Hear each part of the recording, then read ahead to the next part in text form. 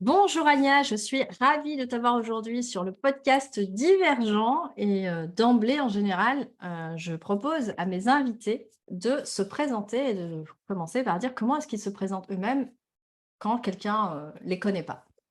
Bonjour Sandra, merci pour l'invitation. Je m'appelle Anya Tsai, moi je suis coach en résilience, je suis mentor, on va dire mentor alchimiste, c'est comme ça que j'aime me définir, je suis également thérapeute. J'ai plusieurs casquettes en fait, voilà. Je suis également écrivaine, je suis auteure d'un livre qui s'appelle L'or de nos cicatrices Mhm. et je suis aussi conférencière, parmi encore d'autres casquettes. Je suis aussi C'est fondatrice d'une association à but non lucratif, mais on va dire généralement c'est ainsi que je me présente, voilà. Coach en résilience, mentor alchimiste, thérapeute et auteur. Ça fait déjà pas mal Ça, de rôles différents, de casquettes différentes. ça Ouais. fait pas mal. Et on va dire ma spécialité, c'est l'accompagnement des personnes qui ont vécu des épreuves traumatiques, donc Mm. plus spécifiquement des violences sexuelles. J'accompagne des personnes, donc des femmes, mais aussi des hommes, à se libérer de leur passé, à reprendre le pouvoir sur leur vie, à ouvrir grand les portes de la résilience Mm. et vraiment transformer le plomb de leurs épreuves en or de possibilités nouvelles.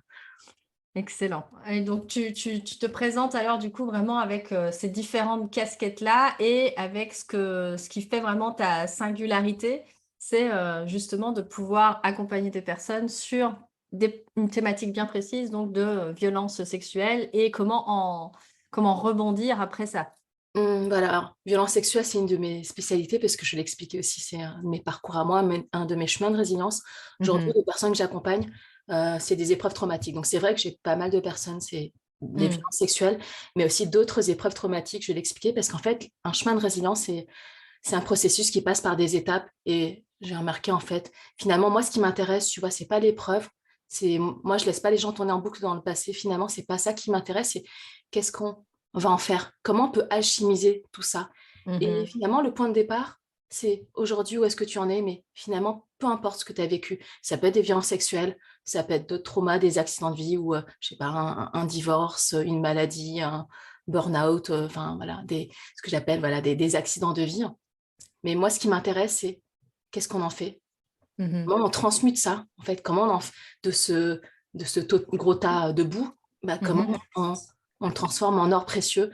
Et c'est ça, en fait, c'est vraiment un chemin, on va dire, de l'épreuve qui mène à la libération, de la libération à la reconstruction, de la reconstruction à la résilience. Et après, j'adore explorer qu'est-ce qu'il y a aussi au-delà de la résilience, parce que pour moi, on peut aller encore plus loin pour des personnes qui cherchent, par exemple, à trouver du sens ou transformer vraiment leur épreuve, en faire quelque chose, en fait, un peu le parcours que j'ai fait, le parcours d'alchimiste.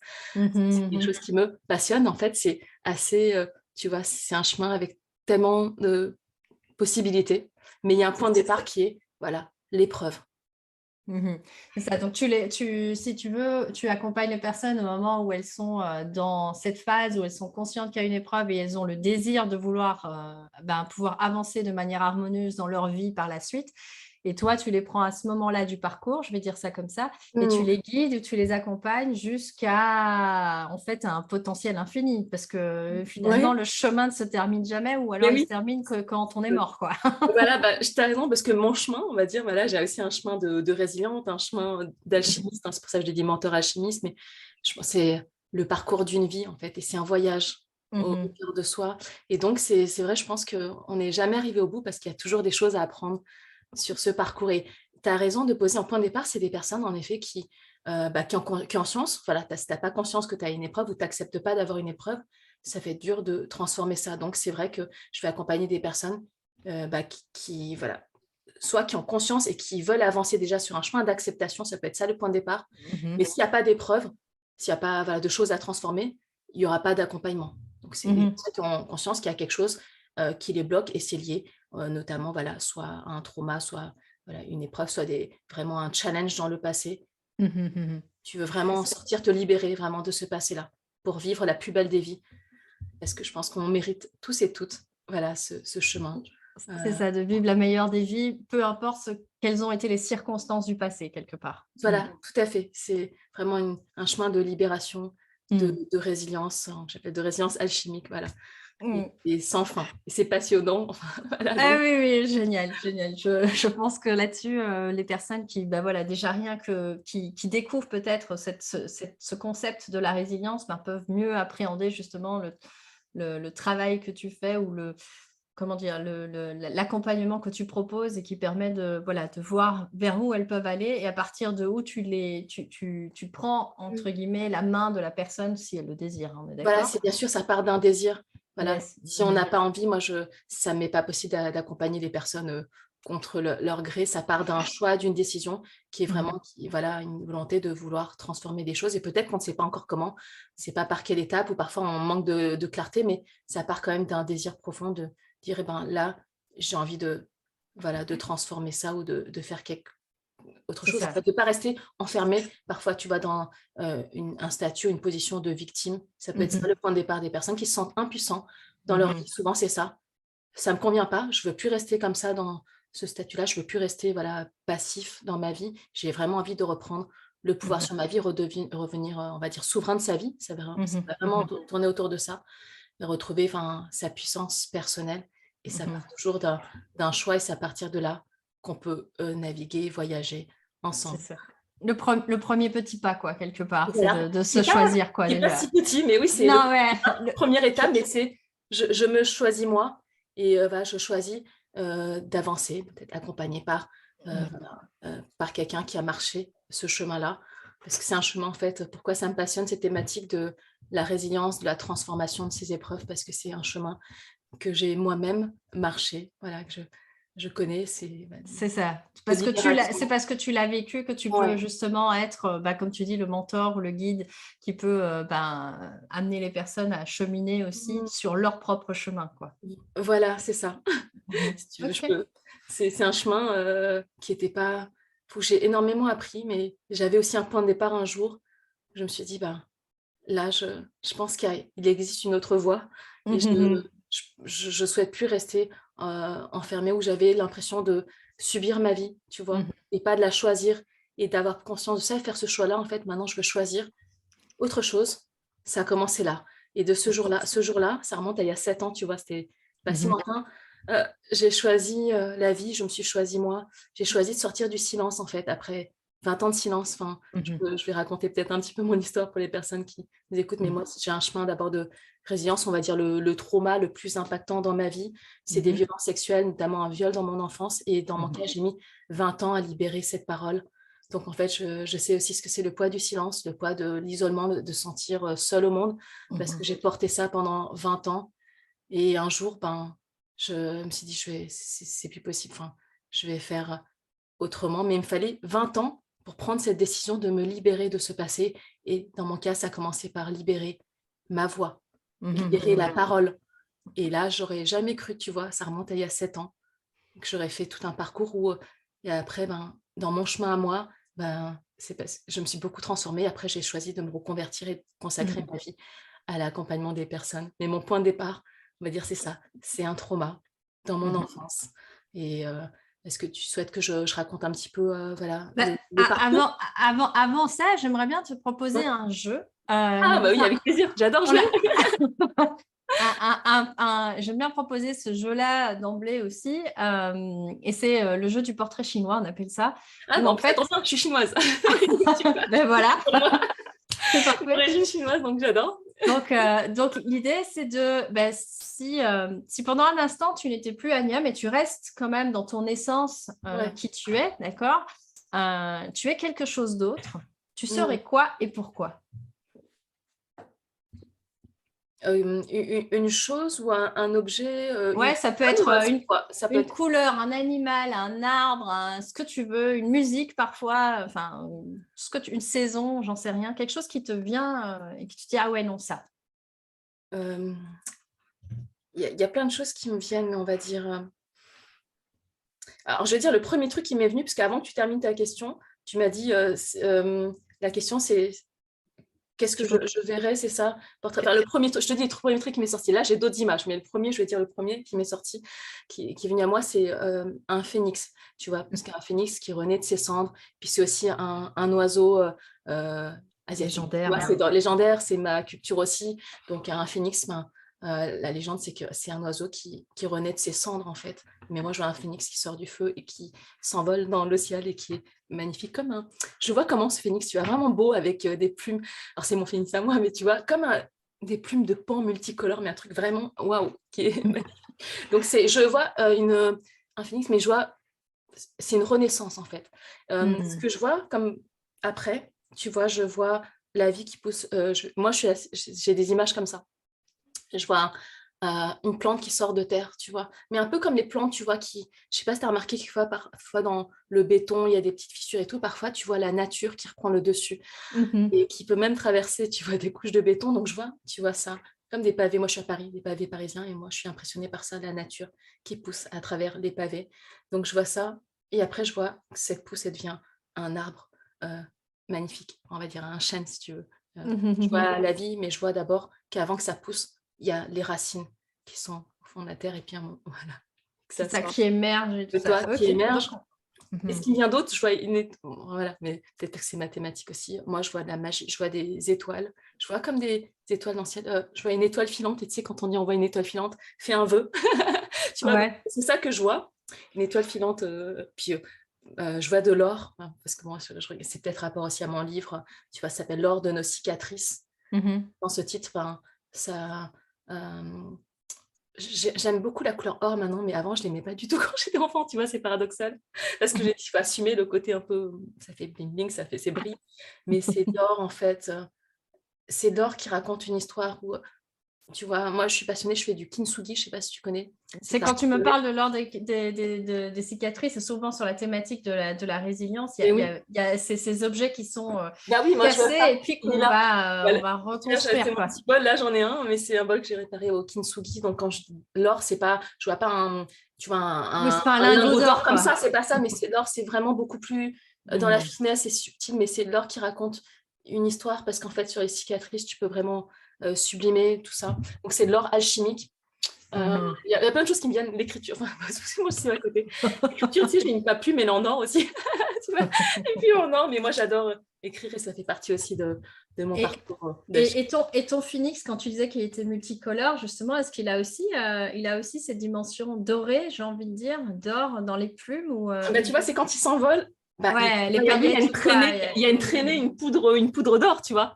C'est ça, Ça. ok. Alors, c'est peut-être pas un phénix, bon, comme c'est un oiseau un peu légendaire, on peut pas dire enfin, j'en ai pas vu qu'un, mais moi, j'imagine comme ça. Mais pour moi, c'est comme un phénix, mais il ressemble un peu à un paon. Tu vois, le paon, je trouve ça magnifique. Moi, je suis toujours admirative quand c'est un Mhm. paon voilà, qui ouvre, Qui qui déploie déploie. vraiment toutes ses plumes et tout, toute Et, sa beauté. mais moi, je vois un paon avec des plumes multicolores, tu vois. C'est pas juste, tu sais, le vert bleu, etc., ce qui est très beau aussi.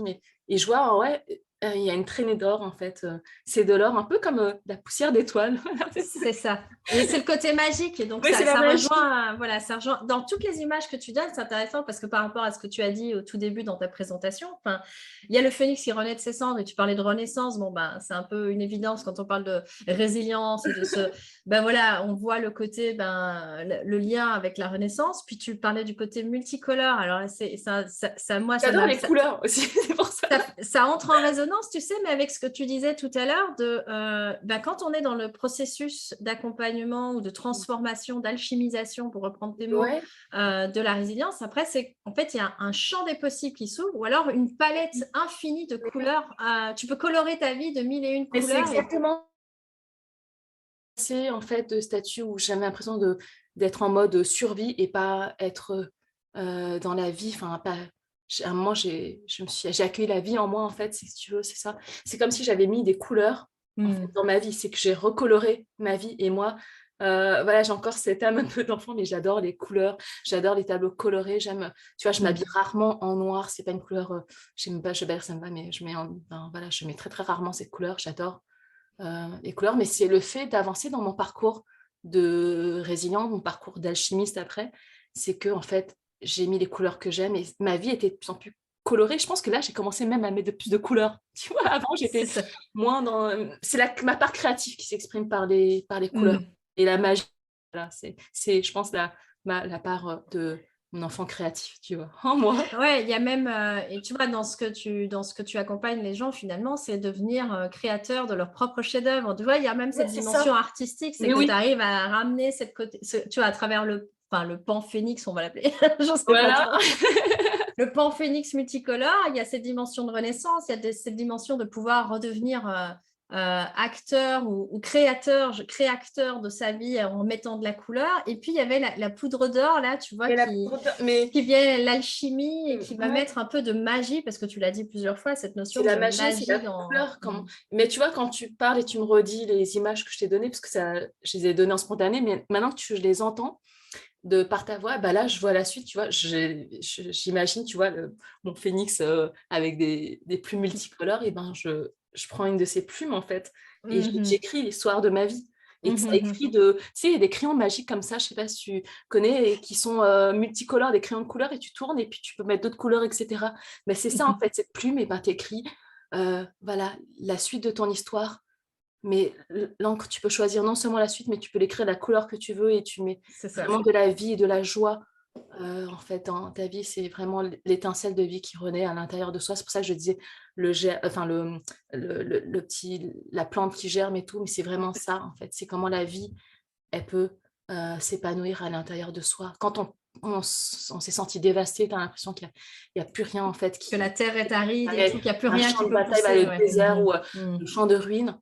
Mais dans un champ de ruines comme ça, comme je te dis, quand on regarde vraiment dans la nature, ben, tu vois, ça peut pousser à travers Mhm. des briques ou du béton ou des pavés.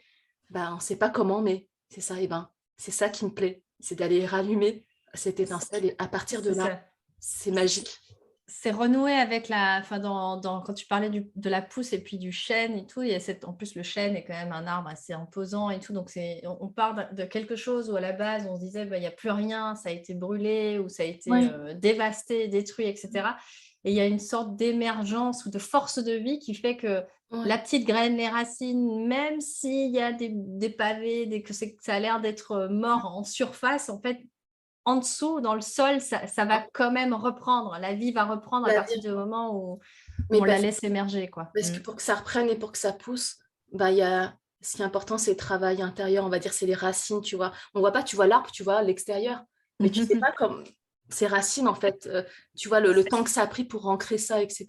Il y a tout ce travail-là, un peu comme tu vois un iceberg, en fait, on voit pas la partie immergée. Et la partie immergée est bien plus grosse que la partie visible. Et ben, Ouais, c'est ça. ça qui m'intéresse, c'est de construire des fondations et que peu importe si c'est un champ de ruines, c'est pas grave, c'est en fait, c'est C'est en le point dessous de que ça départ se et passe. il faut vraiment, c'est en dessous que ça se passe et tu peux vraiment faire table rase du passé, tu peux nettoyer pour avoir vraiment euh, l'endroit, on va dire, où tu peux reposer une première pierre. Et en dessous, il y a tout ce travail intérieur et qui est un travail de construire ses racines et de les Ces fortifier, fondations. les fondations. Et c'est ça qui compte, ça sert à rien de construire le 10e étage si tes fondations elles sont très instables. À un moment, s'il y a les jeux comme ça de construction, tu rajoutes des briques, mais si le bas il est instable, à un moment, tout s'effondre. Ouais, ouais, ouais. Et moi, ce qui m'intéresse, c'est avant de construire la 10e tour, ok, mais c'est très bien, mais là, Faisons les je fondations vois solides, en, quoi. en bas, mais est-ce que là, ça tient? Et c'est à partir de là, en fait, qu'il faut bah, parfois, soit consolider, soit peut-être il y a des choses, j'ai remarqué souvent qu'il faut déconstruire, comme déprogrammer ou pour apprendre autrement, ou peut-être il faut désapprendre aussi, apprendre différemment. Il y a vraiment tout un Un travail. cheminement de déconstruction pour reconstruire derrière voilà, une nouvelle plante, un nouveau possible. Et de ce qui est brisé, en fait, tu peux vraiment Mhm. construire quelque chose de très beau. Enfin, tu vois, la métaphore du kintsugi, c'est vraiment ça. Tu as Mhm. des morceaux de céramique qui sont brisés. On peut soit les jeter à la poubelle, tu as l'impression que tu peux rien en faire, mais soit tu peux en fait les nettoyer, les assembler, et à partir de là, tu vas raconter une histoire. Et crois-moi qu'une Mhm. pièce réparée au kintsugi, je trouve ça personnellement beaucoup plus beau parce que l'objet raconte une histoire qu'un bol tout neuf, tout voilà, il y a Ouais. choc et tout.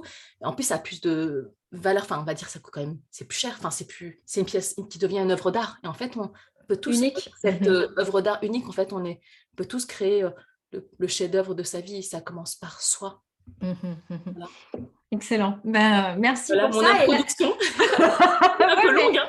non, mais elle est très bien et du coup, ça va tu vois, là, l'idée, c'est que, bah, tu l'as déjà évoqué, c'est que ton cheminement et toutes ces images qui te viennent et tout ça Mmh. sont nourries de ton expérience de vie, de ton Ouais. vécu et donc le propos du podcast, c'est ça, c'est pouvoir écouter des histoires uniques. Donc, dans le cas de la pièce unique, donc tu viens de nous parler avec le kintsugi, ça me fait une transition parfaite et singulière. Bah, justement, raconte-nous un petit peu ton histoire à toi, tu la démarres où tu veux, on dit ce que tu veux, tu la termines où tu veux et on a le temps. D'accord. Super. Je vais essayer de faire quand même un peu parce que sinon je peux rester toute la nuit, hein, quand je commence. J'ai raconté mon point de départ, ben, voilà, là où j'ai commencé tout à l'heure l'histoire, heu, Mmh mh. bah, mon trauma dans mon enfance. Donc moi, c'est un viol que j'ai vécu dans mon enfance quand j'avais 15 ans.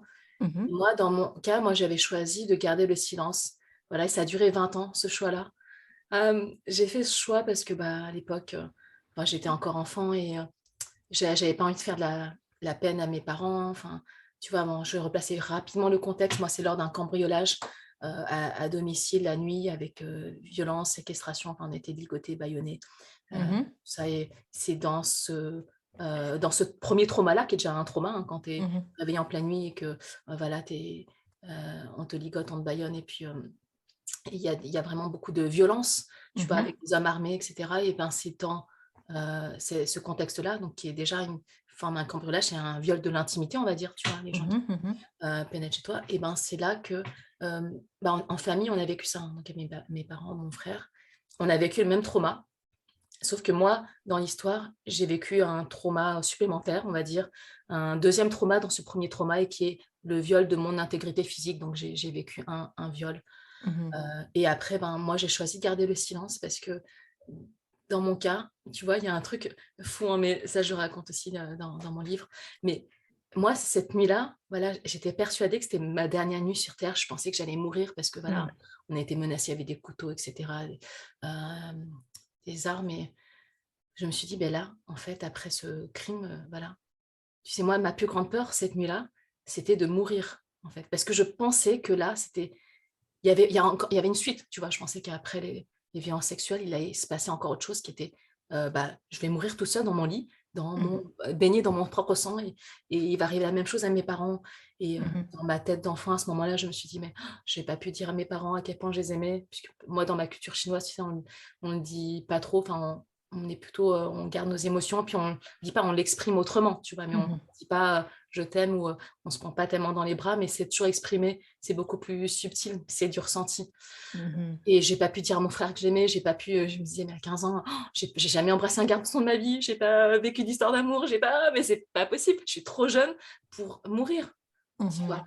Et c'est ça et je me dis: «Mais je vais mourir à 15 ans et j'ai pas vécu», enfin, c'est trop Mmh mh. triste, tu vois? Donc c'est vrai que dans ce drame-là, souvent on dit: «Mais, heu ça devait être terrible et tout». Oui, bien sûr, c'est terrible ce qui m'est arrivé, mais moi, tu sais, j'avais une autre peur encore, au-delà Mmh. de ça, de ce que j'ai vécu. Alors bien sûr, enfin, c'est vraiment j'étais sûre que je me préparais à mourir, tu vois? C'était vraiment ça, donc j'avais Mmh. la peur de la mort en plus Mmh mh. et donc pourquoi j'ai gardé le silence? Parce qu'en fait, dans ce trauma-là, on va dire, ce double trauma, comme j'étais persuadée que j'allais mourir et que mes parents aussi et comme j'ai eu la vie sauve, je me suis dit: «Mais je suis miraculée, la vie», on va dire. Je vis c'est un miracle que je sois en vie et c'est un miracle que mes parents, que mon frère soit en vie, en fait, qu'il ne soit rien arrivé. On n'est pas vraiment, s on n'est pas on est juste traumatisés, enfin juste, tu vois? Ouais, ouais, mais Bon, que ma mère vous avait quand même que des vous avez pas blessures, péri quoi, ouais, c'est voilà, ça, ma c'est mère, elle avait quand même une blessure, à la main, enfin bon bref, ils ont, un peu essayé de «torturer» entre guillemets, bref, elle a quand même des blessures, heu, mais ça c'était pas très visible. Moi, j'avais des blessures, si tu veux, mais c'était pas visible. Si on me voit dans la rue, on peut pas deviner que j'ai vécu ça. ouais, Par c'est contre, ça. j'étais quand même assez traumatisée de l'intérieur, c'est-à-dire que j'avais des cicatrices invisibles et des blessures qui étaient de l'ordre de l'invisible et moi, j'ai choisi de garder le silence parce que j'avais pas envie de rajouter une couche à mes parents qui étaient déjà eux-mêmes traumatisés, mon frère aussi. Enfin, on va dire que même si imaginons qu'on puisse enlever le viol, bah, il y avait quand même je pense que j'aurais eu quand même un très gros trauma qui est, cette nuit-là qui était, tu as l'impression que ça a duré, des journées entières, enfin ça a duré plusieurs heures, mais pour moi c'était, interminable Mmh mh. et donc j'avais, tu vois, je me dis: «Mais» j'ai prié le ciel, je dis: «Oh, on est en vie, on n'est pas mort, on est en vie» C'est ça. Mmh. et bah, bien sûr, malgré le traumatisme, on était quand même assez choqués J'ai dit: «Mais on s'en sort plutôt bien». Et donc Mmh. tu vois, je me suis dit: «Mais j'ai dans mon «malheur» entre guillemets, j'ai quand même une immense chance de rester en vie». C'est pas tatoué sur mon front, tu vois, fille Mmh. désolée, ça se voit pas si, je le dis pas. Et je Mmh. me suis dit: «Ben, je vais garder le silence parce que j'ai pas envie de rajouter du trauma sur, du trauma déjà qu'on était suffisamment en état de choc Mmh mh. Mmh. et j'avais pas envie de rajouter de la peine». Enfin, c'était une façon de les protéger. Puis moi, je pense que j'étais pas prête parce que ma croyance à ce moment-là, hein, voilà, dans ma tête d'enfant, c'est que, bah, si j'en parle pas, au bout d'un moment, je vais l'oublier. Un peu comme les chagrins d'amour, tu sais, tu es amoureux d'un garçon, et tu lui dis pas et puis au bout d'un moment, bon, ben, tu es triste, mais ça s'oublie avec le temps et je me suis dit: «Ben, ça, avec le temps, je vais l'oublier, je vais l'enterrer, vraiment, au fond de moi». Alors je précise, hein, pour les personnes qui nous écoutent, j'ai essayé 20 ans ce système. Il ne Ça fonctionne n'a pas. pas marché, ça ne fonctionne pas, c'est pas un peu comme les petites amourettes, on va dire à l'école et tout. Non, j'ai essayé vraiment, je te jure, d'enterrer ces cadavres, tu vois? Mais, Mmh. pendant 20 ans, avec, plus ou moins de difficultés, bah, j'ai quand même fait de mon mieux. J'ai pas mal fait le job, mais à un moment, ce passé, le passé qu'on refoule, surtout un Ouais. trauma qui n'est pas guéri, qui n'est pas soigné, où tu vas pas guérir des blessures profondes, à un moment, ça revient à ça revient tôt ou tard. Donc, moi, j'ai un retour, à la figure, une vingtaine d'années après, on va dire. Donc c'est à partir de là que j'ai commencé à libérer ma parole, mais parce qu'en fait, dans mon parcours de résilience, qui est aussi un parcours d'abord dans le silence, mais c'est mon choix et j'ai eu la vie qui m'a challengée au bout de ces 20 ans, tu vois? Où j'ai quand même fait autre chose, voilà, j'ai construit ma vie, j'ai fondé une famille, je suis allée dans la routine, tu sais, un peu métro, boulot, dodo, où je Mmh mh. remplissais tellement mes journées que heu, j'ai anesthésié ma douleur, en fait. Mmh mh. Mmh. J'ai anesthésié vraiment, ça, c'était ma façon à moi, le fait de remplir beaucoup mes journées, c'était aussi j'étais un peu en mode, hyperactive, et comme ça, j'ai pas le temps de me pencher sur mes blessures ou mes traumas, tu vois? Donc, C'est et ça. c'est une forme de fuite, hein, je précise, Mmh mh. j'étais vraiment dans l'hyperactivité et puis ça occupe bien, tu sais aussi, d'avoir des enfants, et puis d'être dans une routine, le train-train et puis plein de choses à faire. Heu, voilà, après, Ça ben, t'évite de ressentir, quoi. C'était une moi, je me manière pour coupais de mes toi émotions. de voilà, c'est ça. Mmh Tout à mh. fait, j'étais complètement coupée de mes émotions, de mes ressentis. Puis là, bon, j'avais un entraînement aussi, enfin, c'est vrai que dans ma culture, on n'exprimait pas tellement nos émotions, donc je vais pas dire que c'était pas si dur, c'était quand même difficile, mais j'avais déjà l'entraînement, je savais refouler déjà depuis toute petite mes émotions. Donc j'ai fait ce chemin-là. Après, tu sais, ce qu'on n'exprime pas, par la voix, enfin, ce que tu libères pas à un moment, ça s'imprime dans ton corps et tu l'exprimes d'une autre façon. Mais ça, j'ai Mmh compris mh. bien plus tard. J'ai beaucoup somatisé, mon corps, s'est exprimé à ma place, notamment moi, j'avais plein de troubles gynécologiques. Ça, je raconte aussi dans le livre «L'Ordre de nos cicatrices». Et à un moment, j'ai eu d'autres épreuves dans ma vie. Parce que bon, la somatisation, j'ai quand même, je soignais, je vais voir le médecin, on me donne, des médicaments pour guérir un symptôme, mais les symptômes reviennent, hein, je précise. Oui, c'est À un ça. moment, j'ai remarqué, et de part aussi des personnes que j'accompagne souvent, ce que tu n'exprimes pas quand il y a un gros trauma comme ça, par exemple, je sais pas, les violences sexuelles, j'ai accompagné beaucoup de personnes aussi qui faisaient de la somatisation au niveau, par exemple, gynécologique. Mmh mh. C'était pas ma main, c'était pas mon pied, tu vois? C'était pas mon genou, c'était vraiment à l'endroit où j'avais souffert, j'avais beaucoup de somatisation, enfin, c'était pas anodin et Mmh donc c'est mh. une vingtaine d'années de somatisation. Et après ça, j'ai vécu, la vie m'a pas mal, on va dire, challengée, je vais dire le mot challenge parce que, là, c'est ça qui a expliqué la libération de ma parole. J'ai vécu un parcours de résilience. Chaque année, j'ai perdu des membres de ma famille proche, enfin, tous du côté de ma mère. En l'espace de, 6 ans, j'ai perdu 5 membres de ma famille proche. Donc chaque année, j'avais un parcours de résilience et tous du côté de ma mère, et vraiment très proche. J'ai perdu sur 4 générations différentes. J'ai perdu, par exemple, tu vois, la génération la plus élevée, c'est mon arrière-grand-mère qui avait 110 ans. Mmh mh. Et j'ai perdu ma tante, la sœur de ma mère. Puis après, j'ai perdu aussi mes grands-parents. J'ai perdu, aussi dans cette série d'essais, il y a un décès qui m'a beaucoup, beaucoup impactée. J'ai perdu ma cousine, Mmh mh. germaine, heu, voilà, des suites, d'une leucémie, foudroyante qui l'a emportée en l'espace de quelques mois. Et ça, j'avais pas imaginé qu'elle ne guérisse pas. Enfin, tu vois, c'était personne n'avait imaginé. Et en fait, elle Mmh avait mh. 15 ans quand elle est partie et ça a réveillé ça en moi. C'est l'âge que moi j'avais quand j'ai vécu, le viol et je me dis: «Waouh, mais pourquoi elle n'est pas là? Elle n'est plus là?» Mmh mh. Mmh mh. Et elle aurait dû guérir parce que voilà, elle avait eu, sa greffe de moelle osseuse, enfin tout allait bien, mais elle est décédée des suites, d'effets secondaires de médicaments, enfin bref. Heu, c'est même pas de la maladie, tu vois? Et j'ai dit: «Mais elle était guérie et pourquoi Mmh mh. elle est plus là? Et pourquoi moi cette nuit-là?» j'aurais dû mourir et pourquoi je suis vivante? Donc, j'ai commencé à me poser des questions un peu d'ordre métaphysique et pourquoi le sens de la vie et le sens de mes épreuves et je comprends pas. Et Mmh. donc, il y avait ces épreuves, ces décès. À l'époque, je traversais aussi une crise de couple. Et puis après, j'ai un début de burn-out.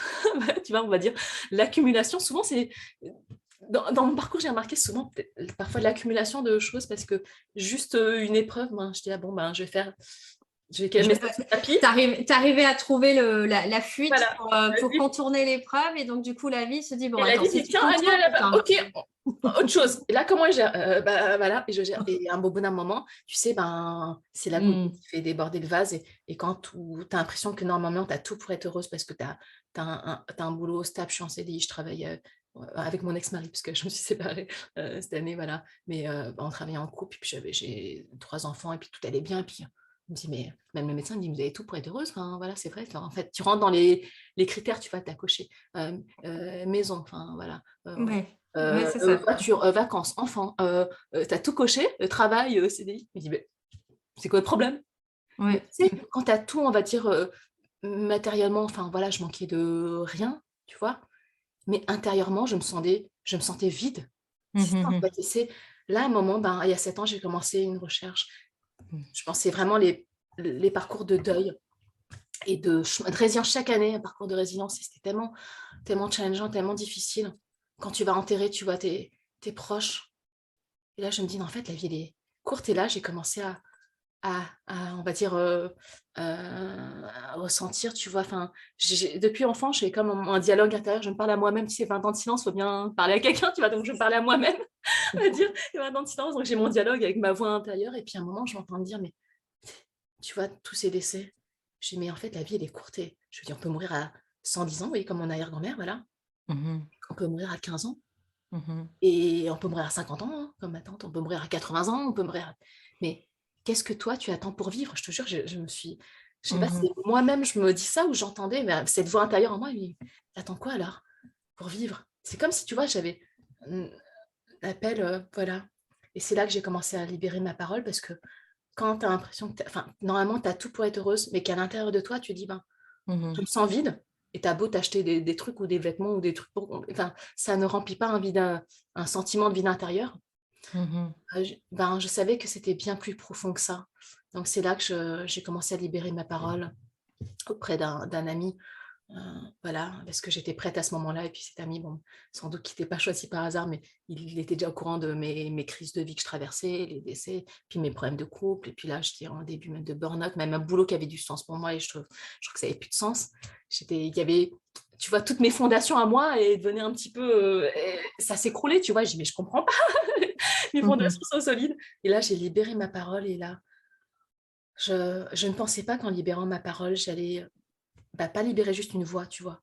Mmh. Libérer moi, en fait, libérer mon corps, libérer. Et puis après, il s'avère que cet ami-là, il était aussi dans le développement personnel. Et puis il a dit, des mots, en fait, qui m'a fait l'effet, d'une grosse claque, on va dire, mais il l'a dit avec tellement d'amour et de bienveillance. Il m'a dit: «Mais tu sais, Anya, OK, ce qui t'est arrivé, c'est terrible, mais tu as le choix, en fait. Tu as le choix de ne pas rester une victime toute ta vie». Et tout. Et souvent, parfois, les gens me disent: «Mais c'est dur ce qu'il dit». Non, non, c'est pas dur, parce qu'en fait, moi, j'ai entendu: «Tu as le choix». Puis, derrière, oui, tu as le choix de pas rester une victime toute ta vie, mais c'est vrai que quand je rumine en boucle mes problèmes, tu vois? Bah, c'est que je suis inconsciemment ou consciemment, hein, bah, je suis encore en mode, victime de ma vie, en fait. Mais Mmh mh. il y avait beaucoup d'inconscient, hein. Et quand il m'a ouvert une porte, tu vois? «Mais en fait, tu as le choix de pas rester victime». Et Mmh mh. je me suis pris une claque, je dis: tu sais, mais j'avais pas conscience à ce moment-là, il y a 7 ans, j'étais même pas dans le dev perso, je savais pas, je disais pas, j'avais pas fait de parcours thérapeutique ni rien à l'époque. J'ai dit: «Ah bon? J'ai le choix?» Mais je pensais pas, parce que C'est je ça, pensais que ouais. ce que j'avais vécu, en gros, ça me définissait. J'attendais qu'on ait pitié de moi. «Oh ma pauvre, c'est horrible, c'est terrible ce qui t'est arrivé, oh là là, c'est dramatique», bah non, il m'a pas envoyé ça. Et peut-être que j'étais pas non plus dans cette énergie de je Mmh mh. m'apitoie et pitié de moi. Je me suis dit: «Ah bah, là, il m'est arrivé ça et tout et c'est vraiment dur ce que je traverse». Il m'a redonné à ce moment-là le pouvoir. Et j'ai fait un choix ce jour-là. J'ai fait le choix. Le plus beau cadeau que j'ai pu me faire, ben, je me suis libérée moi, mais je me suis choisie. J'ai dit: «OK, mais là, j'ai choisi de me libérer». Puis après, il m'a encouragée. C'est vrai la façon dont il a accueilli ma parole, il m'a dit: «Tu vois, Anya, ce que tu me dis, ben, heu, maintenant, va te libérer. Va le dire maintenant à ta famille, va le dire à ton frère, va le dire à tes amis, va te libérer. Et tu vas voir que les gens, ils vont t'aimer, t'accepter tel que tu es. Et les gens vont comprendre ce que tu as traversé. Mmh Et mh. en fait, il m'a autorisée, en fait. Et là, j'ai commencé à libérer ma parole et c'était à chaque fois comme une thérapie. Je libérais mes paroles et je dis: «Waouh, 20 ans de silence, j'avais besoin de parler». Et Mmh. ça a commencé comme ça, mon parcours de résilience. Et là, je suis tombée dans le développement personnel. Cette amie-là m'a offert un livre, mon premier livre de développement personnel, Les 4 accords Toltec. J'ai commencé par celui-là. C'est sans doute par un hasard, mais et au-delà de lire, hein, tu vois, on peut en lire plein des livres, tu vois, on peut lire plein de choses. Ouais. C'est que Mmh. moi, en fait, il y a un truc qui était fondateur chez moi, c'est que j'ai mis en application. Parce qu'on comprend tous les 4 arcanes Toltec, voilà, que ta parole soit impeccable et de ne pas faire de suppositions et voilà, de faire de son mieux. Enfin, tu vois, on comprend tous ces principes, mais Les appliquer, c'est autre chose, ouais. d'appliquer, c'est Mmh. autre chose. Et j'ai commencé à appliquer. Alors, c'est pas facile, hein, et je vais pas dire que je suis encore, voilà, j'ai pas encore la médaille d'or pour ça. Enfin, je continue encore. Il y a des fois où je fais encore des suppositions. Il y a des fois, j'en fais une histoire personnelle aussi parfois, hein, tu vois, mais Ouais, c'est ça. moins Mmh. qu'avant. Et je pratique, mais ça a tellement transformé ma vie. Mmh mh. J'ai pris un chemin, en fait, dans mon cœur, donc je peux en parler des heures, mais j'ai fait un travail sur moi. Après, j'ai fait un parcours thérapeutique aussi. Mmh. Ça m'a énormément libérée. Et ce parcours thérapeutique, ça m'a tellement passionnée qu'après, ben, j'ai choisi moi-même de devenir une professionnelle d'accompagnement. Parce que Mmh. j'ai compris des choses dans mon parcours où je dis: «Waouh, mais j'aurais su tout ça avant, Mmh. j'aurais su tout ça». Qu'en fait, finalement, ce que j'ai vécu, ben, je peux choisir de transformer. C'est en mon pouvoir, hein. Et Mmh. vraiment me libérer, ça, c'est moi qui le fais, en fait. Même si je suis accompagnée par quelqu'un. Et à Mmh. chaque fois, moi, j'ai été active dans le processus. Je ne suis pas allée chercher des sauveurs, en fait, hein, surtout, Mmh. je ne vais pas des gens qui me sauvent. Si j'ai compris que la guérison, elle vient de moi et que c'est moi qui me sauve moi-même. C'est moi qui me guéris parce que je voulais rester active dans le processus. Et après, c'est là que voilà, j'ai commencé un parcours pour me former. Quand j'ai Mmh. fini ma thérapie ou ma psychanalyste, en fait, c'est une psychanalyste. Elle m'a dit: «En fait, Ania, tu vas tellement vite, je ne peux plus t'accompagner». Enfin, c'est plutôt du coaching dont j'avais besoin, donc après, je suis allée vers le coaching et tout. Et ça m'a tellement passionnée. Et au Mmh. départ, je voulais même pas être coach, tu sais, je me suis formée à l'école de coaching parce que vu que ma thérapeute m'a dit: «Bon, ben, voilà, va apprendre par toi-même parce que là, t'as plus besoin de thérapie». Je dis: «Bah, je vais faire une école de coaching pour apprendre sur moi encore». C'est ça. Un but de Mmh. dev perso.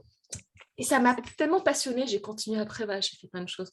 Ça fait des années que je me forme voilà, en PNL, en hypnose thérapeutique, en EMDR, en IMO, en thérapie orientée solution. Enfin, je continue encore et ça me passionne. Et je dis, wow, mais en fait, tout ça, je l'appliquais déjà, même avant de me former.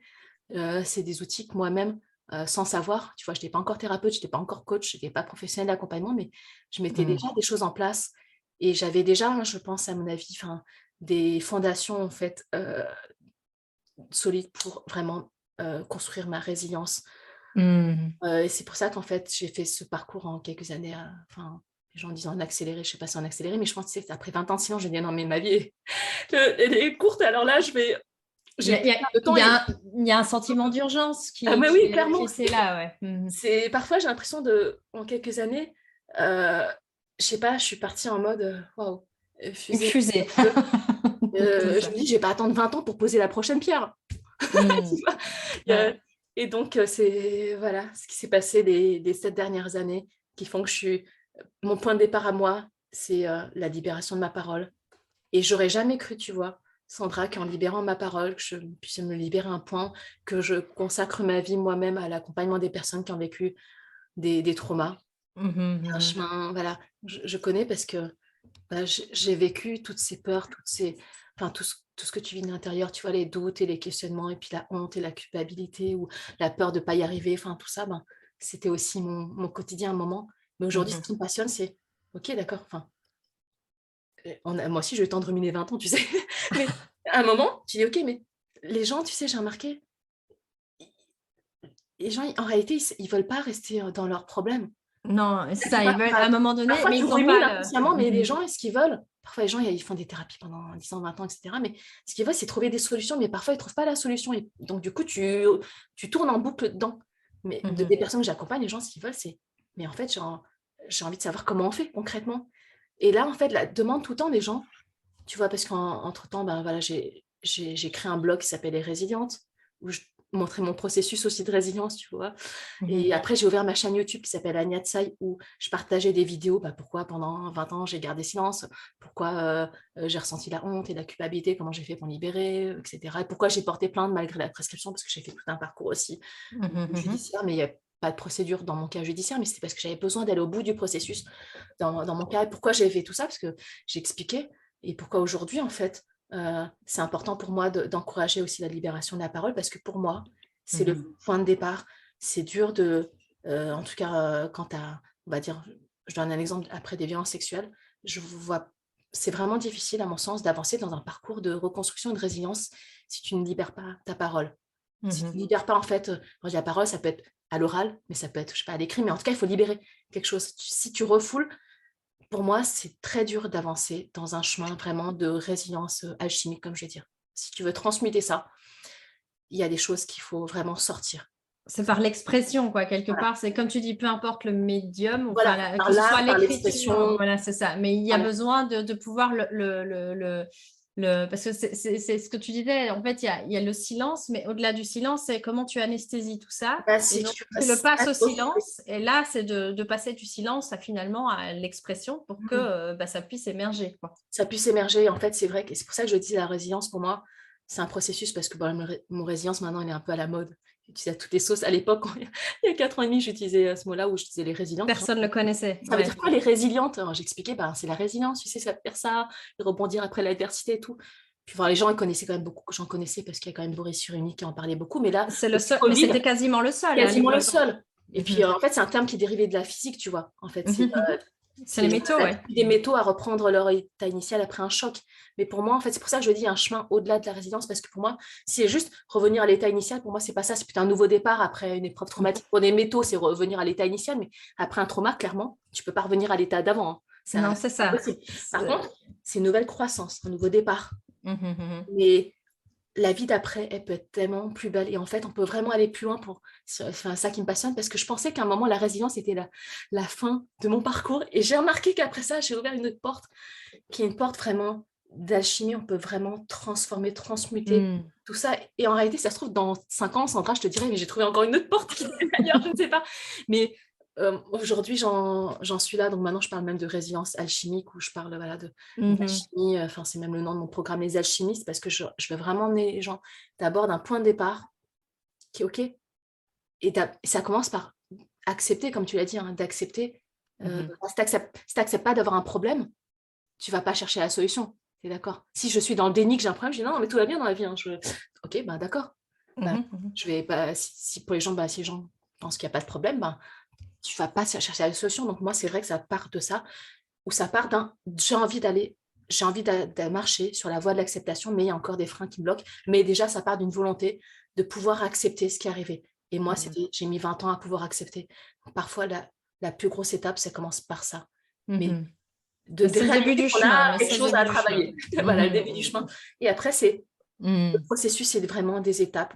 Mais en réalité, peu importe, tu vois, ce que tu as vécu, parce que tu sais, aujourd'hui, ma perception, mon histoire et tout, je pourrais te raconter. Avant, il y a quelques années, à 7 ans, je racontais mon histoire, j'étais en larmes à chaque phrase, j'étais en train de pleurer, tout ça, parce Mmh. que j'étais impactée émotionnellement. Le Ouais, trauma, c'est encore ouais. il était vivant dans ma vie, mais aujourd'hui, je pourrais te raconter dans les moindres détails. Bon, je ne vais pas le faire parce que j'ai tellement de choses à dire. Puis je pense pas que ça va aider forcément les personnes à savoir les détails sordides. Mais ça me fait rien, non pas que je suis anesthésiée, mais c'est parce que j'ai fait un travail d'acceptation. J'ai tellement libéré que aujourd'hui, Mmh.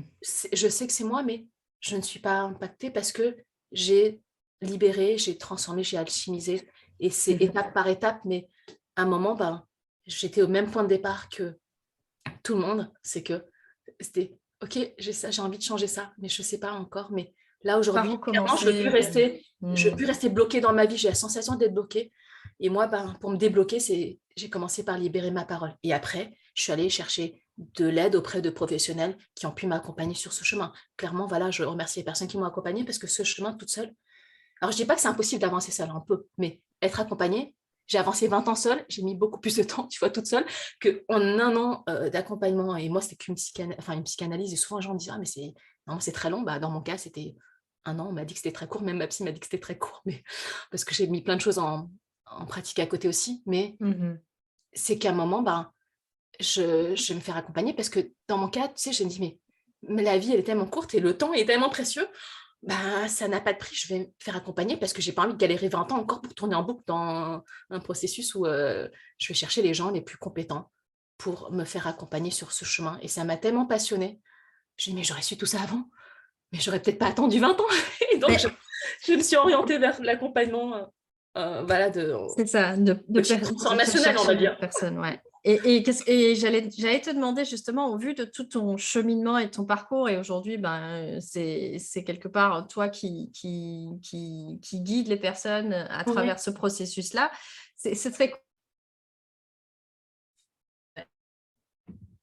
sagesse que toi, tu te dirais, ben, OK, s'il y avait, je sais pas, X choses à retenir, fondamentales selon moi, comme des messages ou des croyances peut-être soutenantes, Ah oui, ce serait quoi du coup? ce serait quoi? Alors, une première chose qui me vient, moi, pendant 20 ans, j'ai cru que j'étais seule au monde et que personne ne Mmh. pouvait me comprendre et que j'étais la seule, en gros, même, tu vois, mais c'était ma croyance à moi, que personne n'avait vécu comme moi. Alors, c'est vrai, certes, personne n'a vécu exactement ce que j'ai vécu avec le même contexte, les mêmes situations, les mêmes personnes, ça, c'est C'est vrai. ça.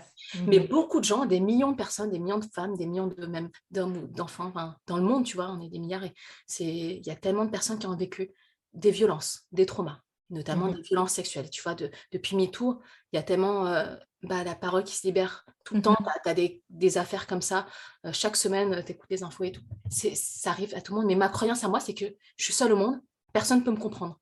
Mmh. C'est faux. Mais c'était ma perception de la réalité. Se croire seul, penser qu'on est seul, ça ne veut pas dire que c'est vrai qu'on est seul, je précise. Mais ma pensée, elle était tellement ancrée que c'est devenu ma réalité dans mon monde à moi.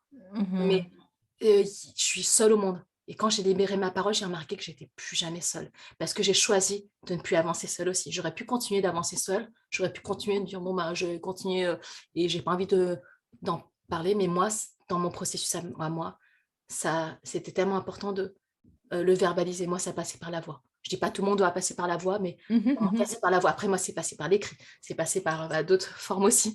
Mais la croyance qu'on est seul, j'ai complètement déconstruit cette croyance. C'est vraiment, comme je te dis, c'est la déprogrammation. Mmh. J'ai Mmh. constaté que c'était erroné.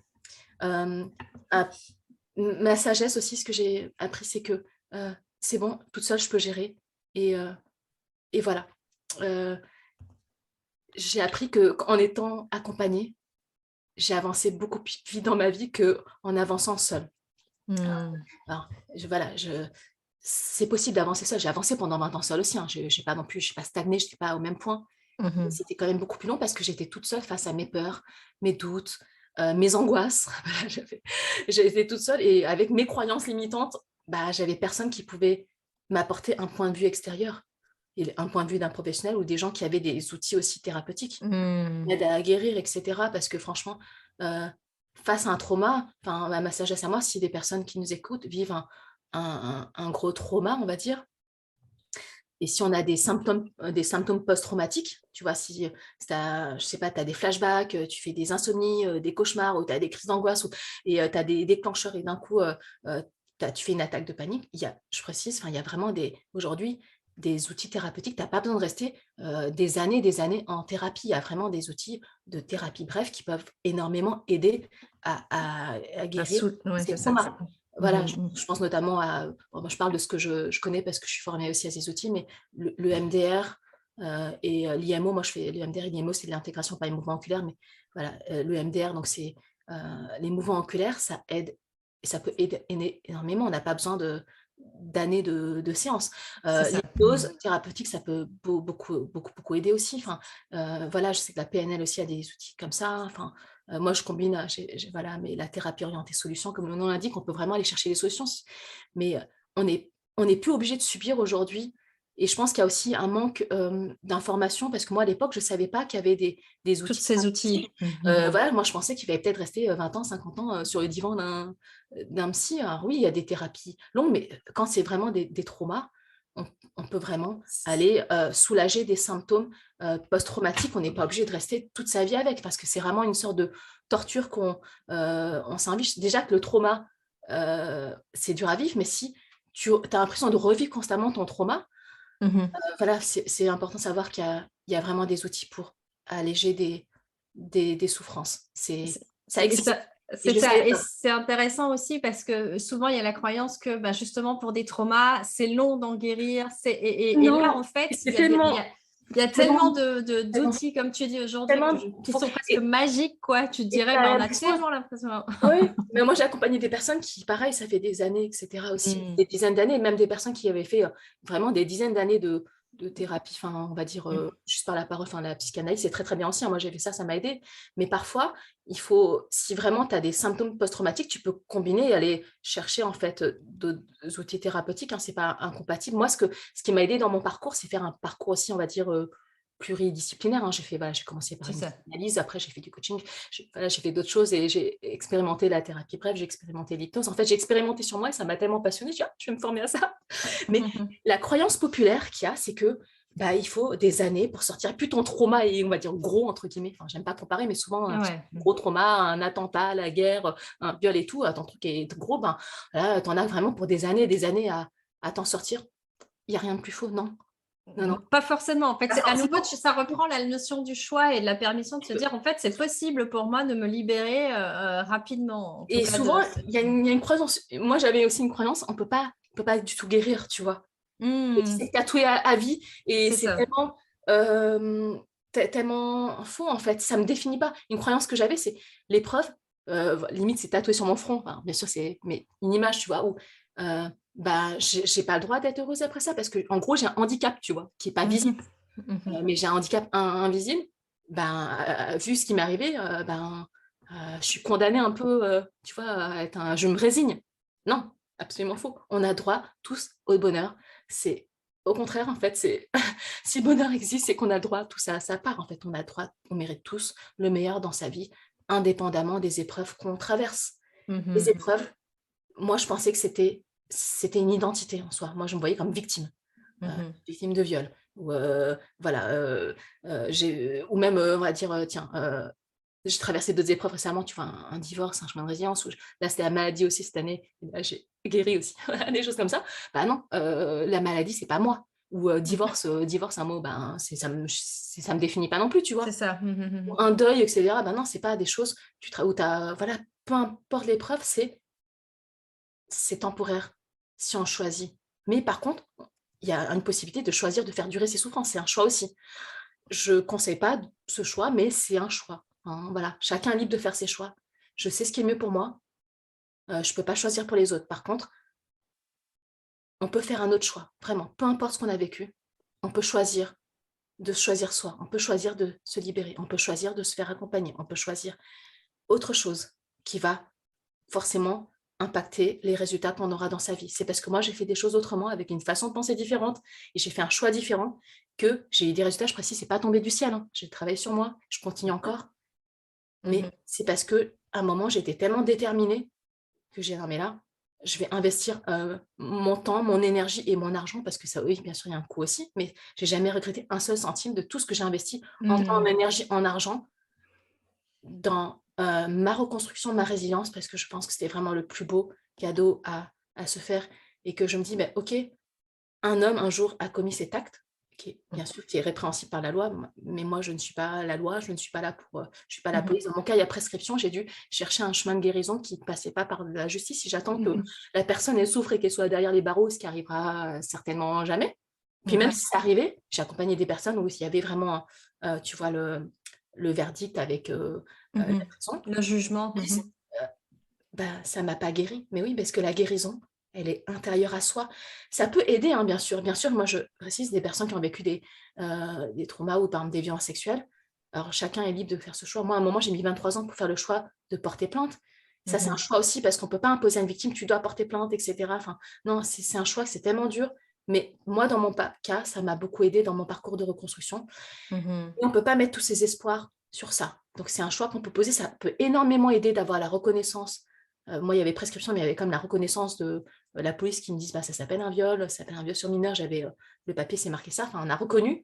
Il y a pas de Mmh. procédure parce que c'était prescrit, mais ça m'a beaucoup aidé. Mais je pouvais Mmh. pas compter que sur l'extérieur. Si j'attends que, l'État, la justice, la société, mon agresseur, les autres, ma famille me guérissent et me reconstruisent, Oui, j'attends un ça marche sauveur. pas. C'est Ça ne ça. marche Et pas. c'est comme oui, chercher une validation de l'extérieur, alors qu'en réalité, c'est plus toi, ton chemin, tu disais, c'est pas l'extérieur qui te guérit, c'est toi qui te guéris C'est toi-même. moi qui me guéris. Et moi, c'est ça qui me passionne, en fait. L'accompagnement, c'est... tu vois, à un moment, j'hésitais, je voulais être même psy comme ma psy, tu vois. Je me dis, oh, je vais reprendre les bancs de l'université, je vais faire 5 ans d'études et tout. Mais en fait, ce qui m'a passionnée, c'est un moment quand j'ai commencé à me former au coaching. Et après, j'ai continué pour être thérapeute en thérapie bref, parce que c'est tellement orienté présent, recherche de solutions, on puise sur ses ressources et on va chercher en fait à transformer une situation présente qui ne convient pas et on s'est tourné vers l'avenir.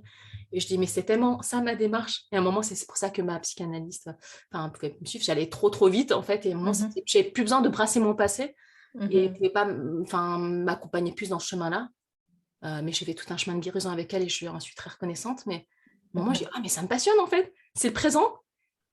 Et en fait, Orienté vers le orienté futur. vers le futur. Et en fait, et ce que j'ai remarqué aussi de par ma pratique, mes accompagnements, et puis j'ai écrit aussi un livre où j'avais vraiment envie de transmettre, parce que moi, à un moment, c'était ma quête de sens. J'ai dit, mais qu'est-ce que je vais faire cette épreuve, pourquoi j'ai vécu et tout. J'ai réfléchi longtemps, mais en fait, je ne sais pas pourquoi.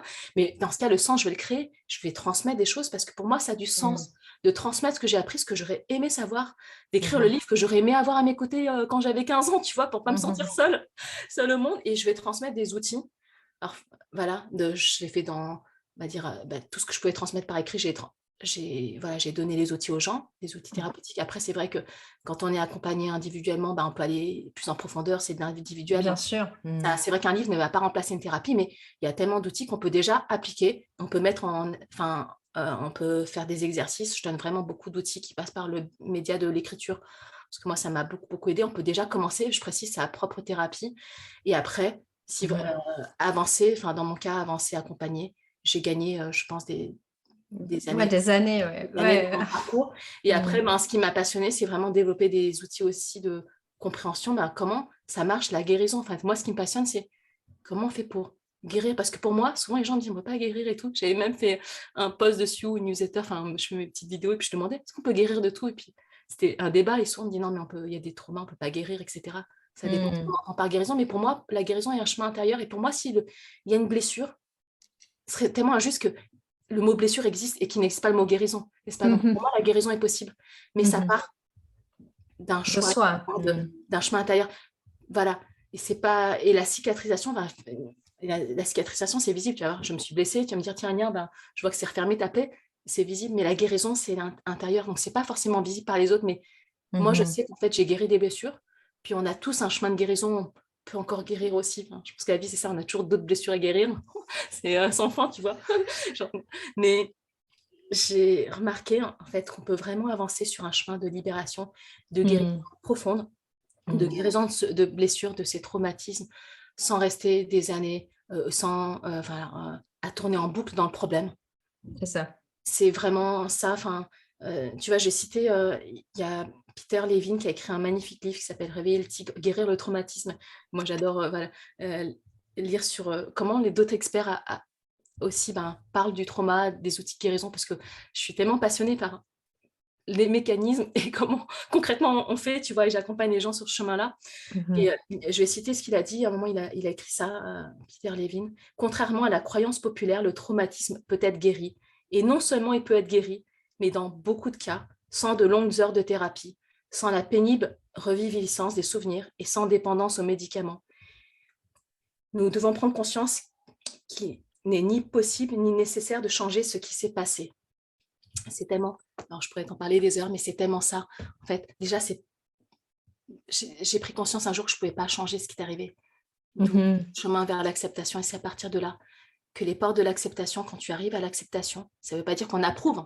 Ça ne veut pas dire qu'on veut que ça arrive, mais c'est ça. L'acceptation, c'est pas dire que c'est pas cautionné, c'est pas dire qu'on est d'accord. C'est comme le mot pardon. Je parle beaucoup aussi de pardon dans le livre et ça ne veut pas dire que j'excuse, etc. Mais l'acceptation, c'est que c'est un fait, c'est factuel, c'est arrivé. Ok, et c'est là. Et je ne peux pas le changer. Mais je ne peux pas changer ce qui est arrivé dans le passé. Par contre, je peux changer aujourd'hui, dans mon présent. Et moi, ce qui me passionne, c'est ça. Travailler sur le présent.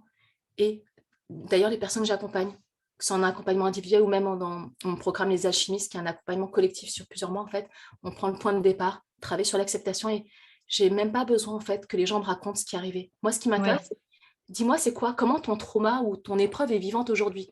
Est-ce que c'est la colère, c'est la culpabilité, je sais pas, de la honte, c'est, je sais pas, tu fais des crises d'angoisse, c'est des insomnies. Enfin, concrètement, comment ça se manifeste? J'ai pas besoin de savoir l'histoire. Alors, les gens, il y en a qui veulent me raconter, donc si c'est important pour eux, c'est OK. Mais c'est hors de question pour moi que les gens, je les laisse tourner en boucle dans leur passé. C'est concrètement comment c'est vivant aujourd'hui. Et c'est quoi qui est gênant? Qu'est-ce que tu as envie de transformer qui ne convient pas? Et vers quoi tu as envie d'aller? Donc souvent, les gens veulent aller vers une libération, vers un mieux-être dans leur vie. J'ai jamais entendu quelqu'un qui me dise je veux garder mes crises d'angoisse et mes insomnies et mes flashbacks et C'est et les gens, clair. moi, ce qui m'intéresse, c'est savoir c'est quoi ton point de départ, c'est quoi qui est challengeant pour toi. D'accord. Et elle est où la souffrance, en fait, concrètement? Dis-moi. Et après, c'est là que je peux accompagner avec mes outils sur un chemin de libération. Mais les gens, voilà, si les gens me racontent que leur passé, le passé ne peut pas être changé. Tu peux me raconter 50 fois l'histoire, mais même en racontant, tu ne peux pas changer. Mais par contre, j'ai remarqué quelque chose dans mon parcours, et je témoigne en mon nom, en avançant dans mon parcours. J'ai changé, mon passé ne s'est pas transformé, les actes restent les mêmes, mais la perception, le regard que j'ai sur mon Carrément. histoire s'est complètement transformé. Pourtant, j'ai pas tellement travaillé en parlant même en boucle de mon passé traumatique à ma psy, ou soit moi j'étais pas dedans, et ça, je sais pas, ça leur a peut-être saoulé, je sais pas, mais à un moment, moi j'étais tellement passionnée par le présent, je vais transformer ça, et j'étais vraiment dans un chemin je faisais déjà du coaching sans être coach à l'époque, tu vois, et j'étais tellement dans la mise en application d'outils que j'ai marqué ma perception de mon histoire, elle s'est complètement transformée sans avoir eu besoin de raconter en boucle mon histoire. C'est ça le plus magique, c'est que j'ai travaillé dans le présent, j'ai transformé les émotions, j'ai libéré des choses en moi, j'ai transmuté, j'ai alchimisé tout ça. Et aujourd'hui, je regarde mon histoire dans le passé, mais si je ne me vois plus comme victime, en fait. Ok, oui, j'étais victime d'actes, mais je ne me vois pas comme je me voyais il y a 7 ans, je ne me vois pas comme je me voyais il y a 20 ans. Pourtant, les actes sont les mêmes, mais ma perception, ça a complètement transformé juste en travaillant sur le présent. Et aujourd'hui, les solutions et vers l'avenir. Je précise pas c'est tout ça. le passé. C'est ça. Et aujourd'hui, justement, donc tu parlais, ça m'intéresserait, je pense que les auditeurs aussi seront intéressés par ça. C'est qu'est-ce que, du coup, comment on a bien compris que ce qui t'anime, c'est justement d'accompagner sur ce processus que tu as toi-même vécu et que tu continues en plus sans cesse à te former, parce qu'en fait, c'est sans vraiment fin, une mission, quoi. Ouais, c'est une mission de vouloir comprendre, de pouvoir mieux moi, accompagner. c'est ça qui me passionne, en fait. C'est ça, c'est une obsession même. Ouais, alors c'est une obsession, parce que si je me dis, mais comment je pourrais accélérer le processus pour les gens que j'accompagne? Comment je peux accélérer? D'abord, j'ai testé sur moi, je suis mon propre cobaye, j'ai testé sur moi. Je vais raconter, dernièrement, tu vois, cette année, j'ai vécu 3 challenges, et à un moment, j'aurais pu dire, ah, pauvre de moi et tout. Là, j'ai vécu, on va dire, la maladie, enfin, voilà, challenge santé. Je vais dire challenge, parce que dans le mot challenge, c'est que je peux relever. J'aime plus trop dire le mot problème, maladie, le challenge ou le défi.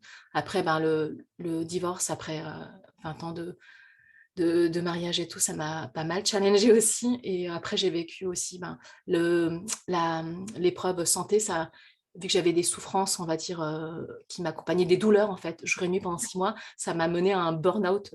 Mon corps était arrivé en état de burn-out. Mon médecin m'a dit, mais vous êtes en burn-out. Et en fait, ça m'a mené après vraiment au burn-out. Donc, j'ai eu en fait un chemin de résilience sur plusieurs plans, on va dire triple résilience à la maladie, le divorce, le burn-out. Et à un moment, j'ai dit, OK, Abby, là, j'ai compris le message. Et là, j'ai dit, OK, et j'ai fait quoi? Mais clairement, concrètement, j'ai repris aussi les outils que je partage dans mon livre, à l'ordre de nos cicatrices. Et souvent, les gens disent, c'est bizarre, Ania, tu relis ton livre? Je dis, bah oui, je te jure. Bah oui, je relis aussi mon livre, parce que c'est pas parce que j'ai écrit que ça vaut pas pour moi. Parfois, je l'écris parce que j'étais à un moment de sagesse où, OK, voilà. Le livre s'appelle L'ordre de nos cicatrices. En sous-titre, c'est Se libérer, se reconstruire après des violences sexuelles. Donc, à l'époque, je l'ai orienté pour les violences sexuelles, mais des personnes qui ont lu m'ont dit, mais moi, j'ai pas vécu de violences sexuelles, mais d'autres épreuves. Ça s'applique aussi, en fait, on me dit, mais ça s'applique. Mais oui. Et donc, pour moi, pour mes propres épreuves, on va dire, je l'applique.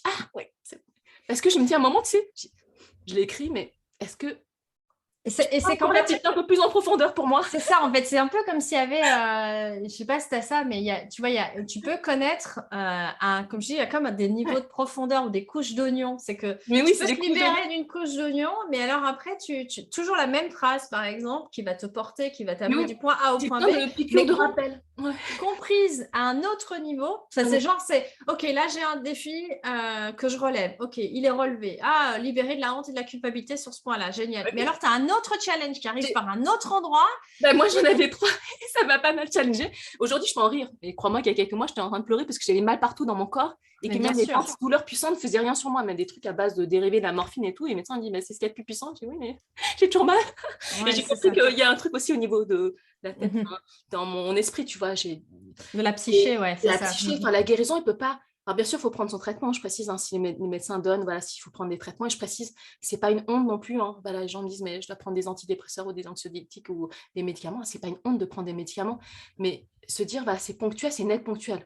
C'est ça. On peut Mhm. vraiment, je pense, comme dit Peter Levine quand j'ai cité la phrase, on peut s'en sortir aussi sans rester dépendant à des médicaments. Moi, j'ai Mhm. pris un autre chemin. Moi, mon médecin aussi me proposait de prendre ça vraiment des mois et des mois. Et non, en fait, vous savez, je suis thérapeute aussi. Je vais prendre mon chemin à moi. Laissez-moi construire d'autres circuits neuronaux parce que moi, je suis passionnée par ça.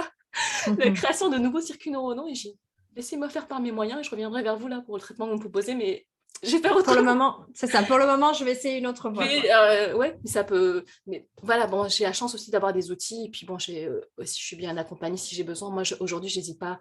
Moi, je cherche aujourd'hui le processus le plus court C'est ça. aussi. Et pourquoi j'applique dans ma propre vie? Là, j'avais dernièrement les 3 challenges. Aujourd'hui, je suis sur un chemin aussi, on va dire, de résilience et d'alchimisation, tout ça. Hein. Donc, Mhm. je continue encore à, voilà, je dois faire mes exercices quotidiens pour ma santé. Je fais de la balnéothérapie. Enfin, je fais des trucs. Hein, c'est pas. Je précise que la guérison, elle ne tombe pas du ciel.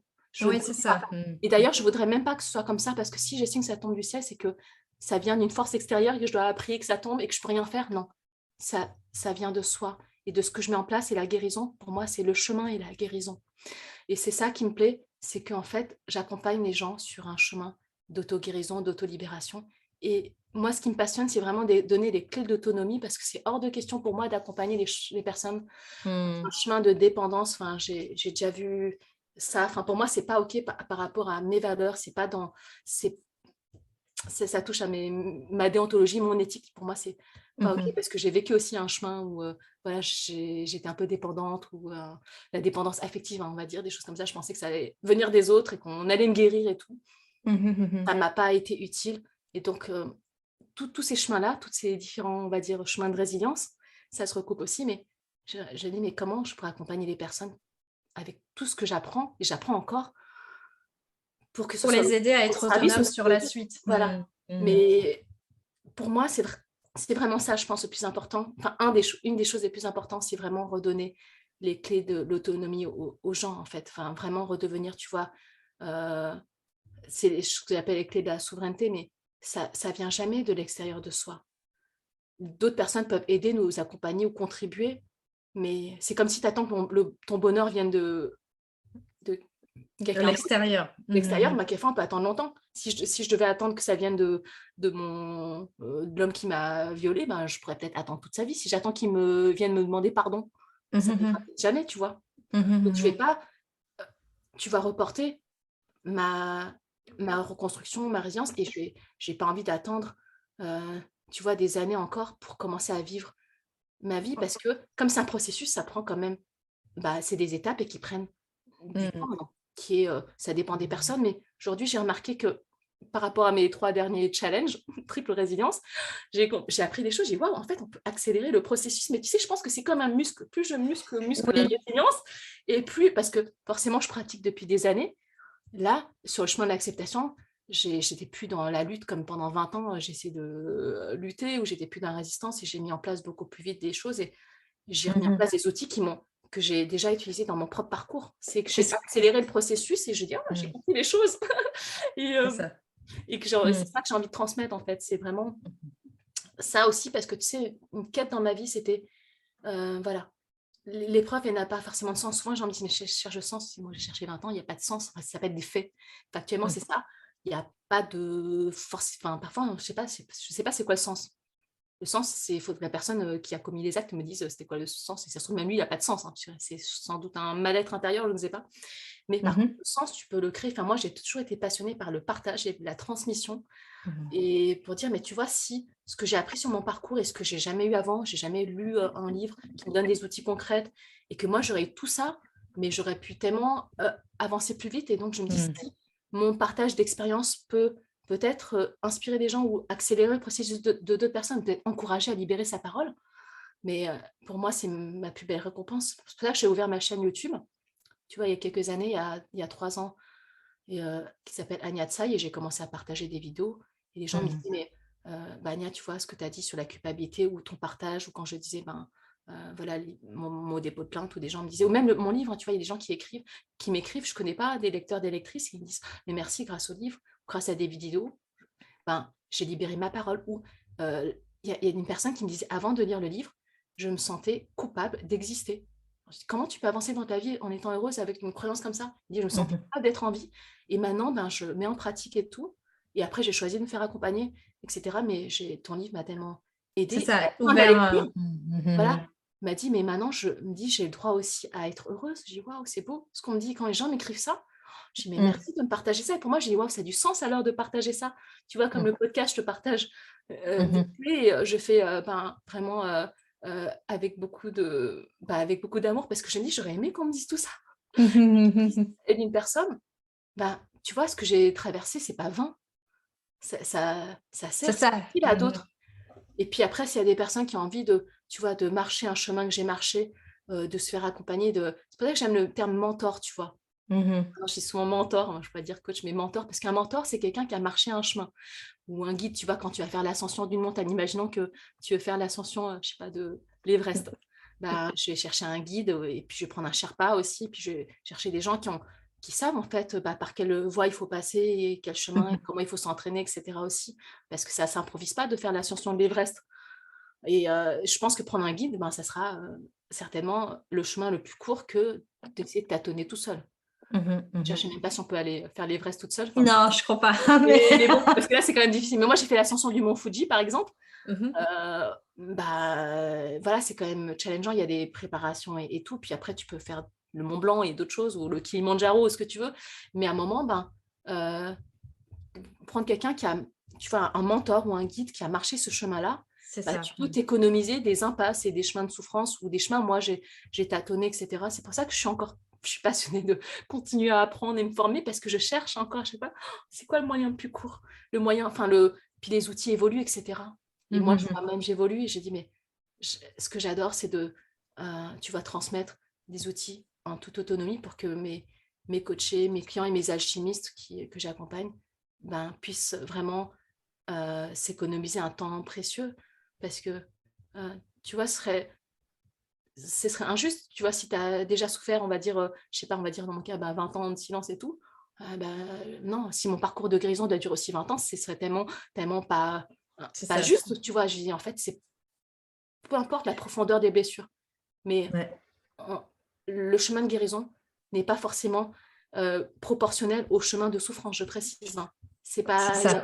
il y a pas de lien. Il y a pas une Il n'y a pas corrélation, de entre corrélation. les 2. Ouais, ouais, ouais, entre les 2. Du coup, c'est aujourd'hui, justement, tu accompagnes, dis-moi un petit peu plus, comment est-ce que tu accompagnes les personnes? Et ouais, pour les personnes qui nous écouteraient et qui se diraient, en fait, là, ça me parle beaucoup, peu importe le trauma en question, et qui entre en résonance avec, ce que tu nous as partagé. Comment ça se passe? Comment est-ce qu'on te trouve? Où est-ce qu'on te trouve? Dis-nous-en un peu plus.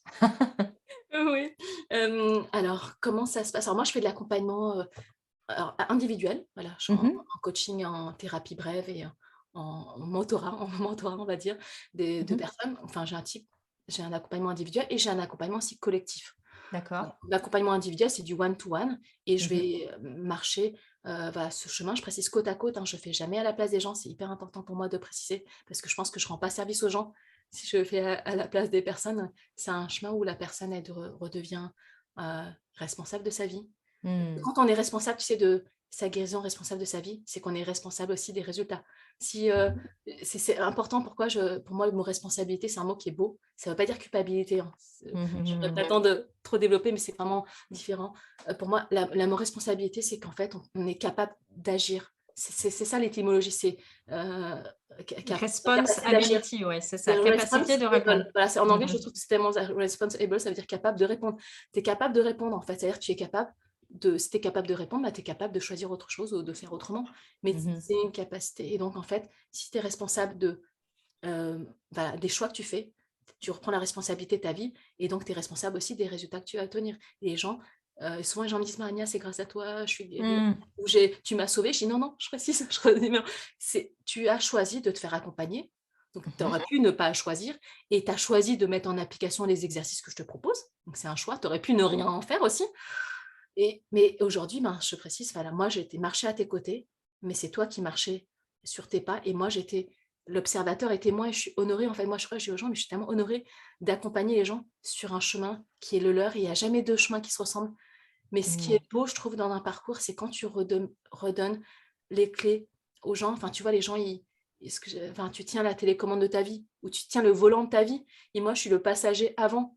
Mais les gens, Mmh. si, voilà, j'ai dit, on dirait que c'est une impasse par là, mais si les gens veulent aller là, bah, c'est OK. Hein. Moi, je suis. Mais ça peut être une expérience aussi d'aller dans l'impasse pour dire finalement, je vais peut-être pouvoir prendre ce chemin-là, C'est qui a une ça. pause. Mais voilà. Donc, moi, je vais faire un accompagnement de type actif, je précise. Hein, si ça va être orienté sur le présent, axé sur le potentiel, aller puiser les ressources en soi pour aller ouvrir les portes vraiment de la transformation personnelle et ouvrir le champ des possibles. C'est vraiment ça. Donc, orienté sur l'avenir et la recherche de solutions. Donc, je fais de l'accompagnement individuel et pour les personnes qui seraient intéressées, j'offre une session clarté offerte. Pour l'instant, j'offre encore parce que mon agenda le permet. Jusqu'à quand, je ne sais pas. Mais c'est une session alors qui n'engage en rien. Enfin, c'est Mmh. faire le point avec les personnes pour voir si moi, déjà, c'est un chemin dans lequel je peux accompagner la personne. Ça m'arrive. Hein, Mmh. c'est peut-être une demande qui n'est pas, on va dire, coachable. Enfin, la personne n'est pas coachable, mais c'est pas un chemin que je peux Mmh. Que tu es pas accompagner, la meilleure personne pour orienter. elle. Mmh. Voilà, parce que si les gens cherchent par exemple un accompagnement que je fasse à la place des gens et que on va dire, les infantilise et que je suis en mode sauveur, je serais vraiment pas du tout la meilleure coach ni la meilleure mentor pour ça. Mmh. Parce que c'est pas mon chemin à moi. Mmh. Donc Mmh. voilà, je te donnerai le lien pour les personnes qui souhaitent la session clarté qui est offerte. Mmh. Et moi, en fait, le but, c'est d'apporter la clarté pour dire, ben, ce serait quoi les Les prochaines prochaines étapes et qu'est-ce étapes. que je vois. Et après, les gens choisissent de faire ce chemin seul ou accompagné parce que chacun est libre de ses choix. C'est tellement important d'avoir conscience qu'on est libre à chaque instant, qu'il n'y a jamais d'obligation à quoi que ce soit. Mais si tu as le libre arbitre, enfin, tu es libre, c'est que pour moi, enfin, c'est résilience et la responsabilité et liberté, ça va de pair, en fait. Tu peux pas Mmh. marcher un chemin, de libération si tu ne le choisis pas. On subit pas une libération, tu vois? Si on choisit Mmh. pas, c'est qu'on subit. C'est on choisit la résilience, c'est un choix. C'est vraiment un Mmh. choix. Et après, j'ai un programme, ça c'est, un programme, je mon bébé, on va dire, Mmh. qui est parti, d'un point de départ, hein, qui est le livre, hein, tu vois? «L'Ordre de nos cicatrices», les gens me disent: «Moi, c'est génial et tout, les exercices et tout», mais en fait, il y a des personnes qui voulaient vraiment concrètement, bah, marcher ce chemin-là et puis, bah, les exercices, c'est vrai que, ben, par l'écrit, je suis quand même aussi limitée, mais les gens peuvent pas forcément me poser des questions. Il y a des exercices, des outils que je Mmh. pourrais transmettre dans un livre que je peux pas transmettre, tu vois? En visio, je pourrais te transmettre des outils ou au niveau de la libération émotionnelle, faire des protocoles avec les gens et heu Mmh. et ça bah, même avec la meilleure volonté du monde, il y a la limite de l'écrit, donc à un moment, j'ai eu de la demande Mmh. et je me suis dit: «Mais en fait, je vais faire ce programme que j'aurais aimé avoir». Et il y a aussi quelque chose de très, très puissant que j'ai découvert dans mon parcours, parce que moi, j'ai organisé aussi des groupes de parole à Paris, via mon association Les Résilientes et j'ai remarqué que les groupes collectifs, tu vois, avancés avec d'autres personnes qui ont vécu des épreuves et ben, c'est tellement, tellement puissant de ne pas se sentir seul souvent. Il y a cette Mmh. sensation: «Je me sens seule, je suis seule au monde». Et en fait, j'ai combiné quoi? En fait, on va dire la puissance de l'accompagnement individuel avec des outils, thérapeutiques et la puissance du collectif aussi, parce que ça va Mmh. plus loin que juste des groupes de parole, parce qu'en groupe de parole, les gens vont raconter leur histoire ou vont, bah, libérer leurs paroles. Mais en fait, moi, ce qui me passionne aujourd'hui, c'est d'accompagner sur un chemin de transformation et de transmutation. Donc c'est au-delà de la libération, c'est l'étape Mmh. d'après. D'abord, Mmh. voilà, acceptation, libération, reconstruction. Puis après, tu vas vraiment marcher sur une voie de résilience et d'alchimiste. Et j'ai ouvert le programme Les Alchimistes. Et Mmh. le petit slogan, c'est ça, j'adore, c'est transformons le plomb de nos épreuves en or de possibilités nouvelles. Et là, en fait, ça va être le point de départ, quelle que soit l'épreuve. Donc, c'est vrai qu'il y a beaucoup de gens qui vont venir parce qu'ils ont vécu des épreuves que moi j'ai vécues, comme des violences sexuelles, etc. Dans cette Mmh. spécialité, mais j'ai accompagné des personnes. Tu sais, je ne savais même pas ce qu'ils avaient vécu. J'ai su qu'à la fin, des personnes qui ont traversé par exemple, des dépressions, le cancer, etc. Mais c'est une épreuve parce qu'en fait, je ne fais pas je fais pas de sondage. Dites-moi ce que vous avez vécu. Enfin, non, Ouais, c'est ça. voilà, Mmh. c'est bon, point de départ, épreuve et là, c'est un accompagnement, collectif. Donc ça va être sur le prochain voyage qu'on fait en octobre, à partir du 17 octobre. Je Mmh. commence, l'accompagnement sur 4 mois, donc du 17 octobre au 31 janvier, en fait, c'est de l'accompagnement en coaching collectif et en mentoring, en mentorat, avec des outils de thérapie bref, parce que j'ai cette casquette-là de thérapeute, donc je mixe le meilleur de moi et j'accompagne les personnes sur un chemin guidé pas à pas, comme l'ascension de l'Everest. Et je C'est prends le ça. point de départ qui est j'arrive pas à accepter mon épreuve, je vais prendre ça comme point de départ pour aller vers le chemin de l'acceptation, parce que pour moi, c'est C'est par vraiment là que ça commence. par là que ça commence, c'est d'aller sur le chemin de l'acceptation. Et peut-être que les personnes qui ont déjà accepté, ben, on peut toujours aller plus en profondeur et encore plus loin. Et là, je vais aller à toutes les étapes. Ben, tu vois, dans mon livre, il y a 25 chapitres, mais je vais même encore un peu plus loin. Mais là, il y aura une trentaine de sessions ensemble et je vais combiner donc du mentorat, du coaching collectif avec des outils de thérapie brève en groupe, avec donc des lives. Je précise, hein, c'est pas du préenregistré. C'est que moi, j'évolue. Ça va être ma 4e session, donc le programme, il évolue avec moi. Là, c'est du live où les gens peuvent interagir avec moi, poser des questions, et avec l'accès au replay, parce qu'il y a des gens aussi peut-être qui ne seront pas là en live, mais tu as accès au replay à vie. Je réponds à toutes les questions, il y a ma présence dans le groupe tous les jours. Et après, il y a des sessions aussi que j'appelle des cercles d'alchimistes. Donc, c'est des cercles de parole et des cercles de transformation où chacun a un temps de parole et on partage.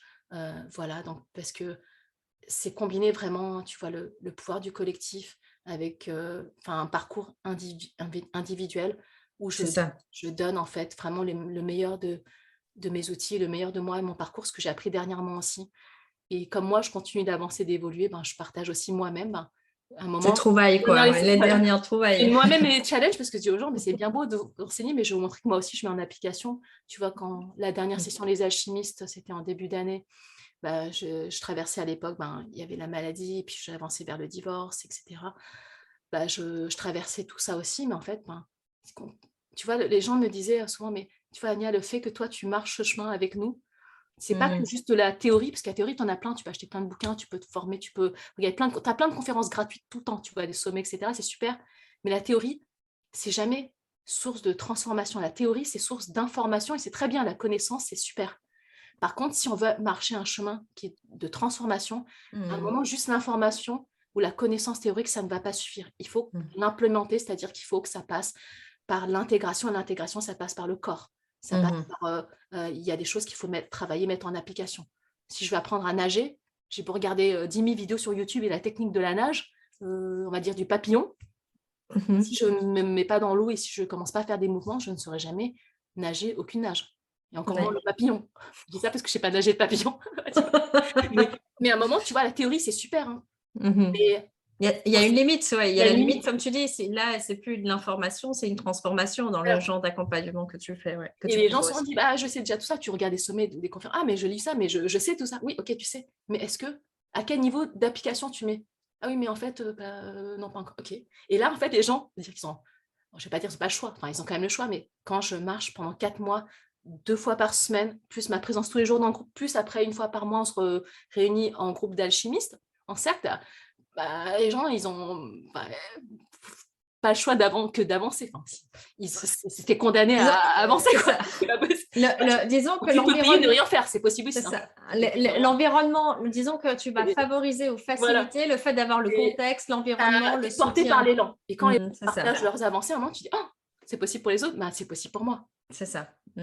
En fait, la force du collectif, c'est ça. Et souvent, les gens me partagent aussi. Je dis, mais partagez vos challenges, vos doutes et vos peurs, et écrivez-le. Et les gens disent, ah, mais moi aussi, j'avais peur de ça. Et merci de le dire. Parce que souvent, tu sais, une personne qui partage, mais ça résonne pour tout le monde. C'est un cadeau qu'on fait au groupe. Parce qu'on n'ose pas toujours partager, bah, moi, j'ai peur de ça, ou je me sens bloquée, ou j'y arrive pas, ou machin. Mais tout le monde, en fait, en est là. Et c'est que des cadeaux à chaque fois. On partage un chemin d'évolution. Et le but des gens, tu vois, c'est vraiment, je veux aller vers un mieux-être dans ma vie. Je veux avancer dans un chemin de libération. Je veux vraiment tu vois, me libérer de mon passé et de pouvoir vraiment m'ouvrir à C'est ça, m'autoriser. Que le passé ne soit plus limitant pour le futur. Et donc, c'est élargir à chaque fois un peu Tourner la plus. page, en fait. C'est vraiment ça. Ça permet de tourner la page. Et du coup, dans le programme Les Alchimistes, on va balayer ça de l'épreuve, en fait, à l'acceptation, à la libération. Et après, on va avancer sur toutes les étapes de la reconstruction et de la résilience. Et après, on va aller vers la quête de sens, moi, ce qui me passionne. Mais c'est un chemin, c'est un voyage, en fait. Tu vois, c'est pas une formation. C'est vraiment un voyage intérieur qu'on fait. Et que les gens, je sais même pas, tu vois, les niveaux de transformation, c'est les gens qui vont me partager. Mais je sais qu'il y a un avant et un après. Et c'est ça qui est beau parce que chacun avance et il y a quelque chose qui opère, c'est qu'en fait, les gens, ils reprennent vraiment le pouvoir, leur puissance personnelle. Et que Mmh. quand tu retrouves tu te remets dans un flow, en fait, ça permet ça aussi, le programme des alchimistes. Tu es dans un flow où tu es dans des conditions favorables parce que tout le monde a envie d'avancer. Et il y a des outils, il y a des lives, on peut poser des questions. Enfin, on est vraiment pris par la main, mais je précise, je marche pas à la place des gens, mais tu Mmh. as toutes les clés, les conditions pour avancer dans un groupe voilà, qui est bienveillant, confidentiel, sans aucun jugement. Euh, Moi, j'aurais Et adoré avec, un environnement comme ça, tu vois. avec une vision commune, quoi. En fait, c'est ça, c'est la puissance du collectif, c'est que chaque personne, chaque membre du collectif va vivre le voyage intérieur C'est un à voyage sa intérieur. façon, à sa façon, mais en le vivant au sein d'un groupe, en fait, il va y avoir un effet de résonance, d'écho, miroir, etc., qui va permettre au groupe, enfin, tu sais, c'est cette fameuse phrase du 1 + 1 est égal 3. Mais oui, Il y a comme une troisième chose qui émerge du travail qu'on fait en collectif qu'on n'a pas quand on travaille, dont on il y a la bénéficie pas. force, en fait, Voilà, c'est la ça. force du collectif. Et que tu vois, ben, savoir qu'il y a un groupe qui t'accompagne et que tu es à tout moment, tu peux poser une question ou tu as un doute, ou ah, là, je suis pas en forme et tout, et ben, tu as un groupe entier qui te soutient, dit, mais voilà, on est là, mais voilà, nous aussi on avance et voilà, tu saches qu'on est là pour t'écouter si besoin et te soutenir et tout, mais c'est des espaces tellement précieux en fait. Et c'est ça qui m'a vraiment, je pense, le plus euh, passionnée les dernières années. C'est quand j'ai développé ça aussi, tu vois, des groupes de parole et j'ai vu la puissance du collectif, je suis waouh. Et après j'ai vu, mais j'ai dit, mais en fait, les gens, je peux les accompagner encore plus loin. Parce que les groupes de parole, C'est ça ça. existe toujours dans l'assaut, mais les gens leur demandent, quand ils viennent en groupe, si j'ai envie de me libérer, ma parole. Mais ils n'ont pas signé, tu vois, pour un chemin de transformation. C'est juste un chemin de libération. Et moi, j'étais un peu frustrée, parce que je dis, waouh, mais les gens, ils pourraient aller plus loin, mais c'est pas leur demande.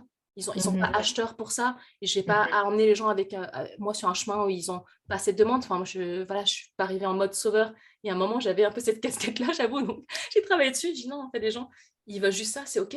Mais moi, ce qui me passionne, c'est de voir le potentiel. Tu vois, là, tu as des preuves.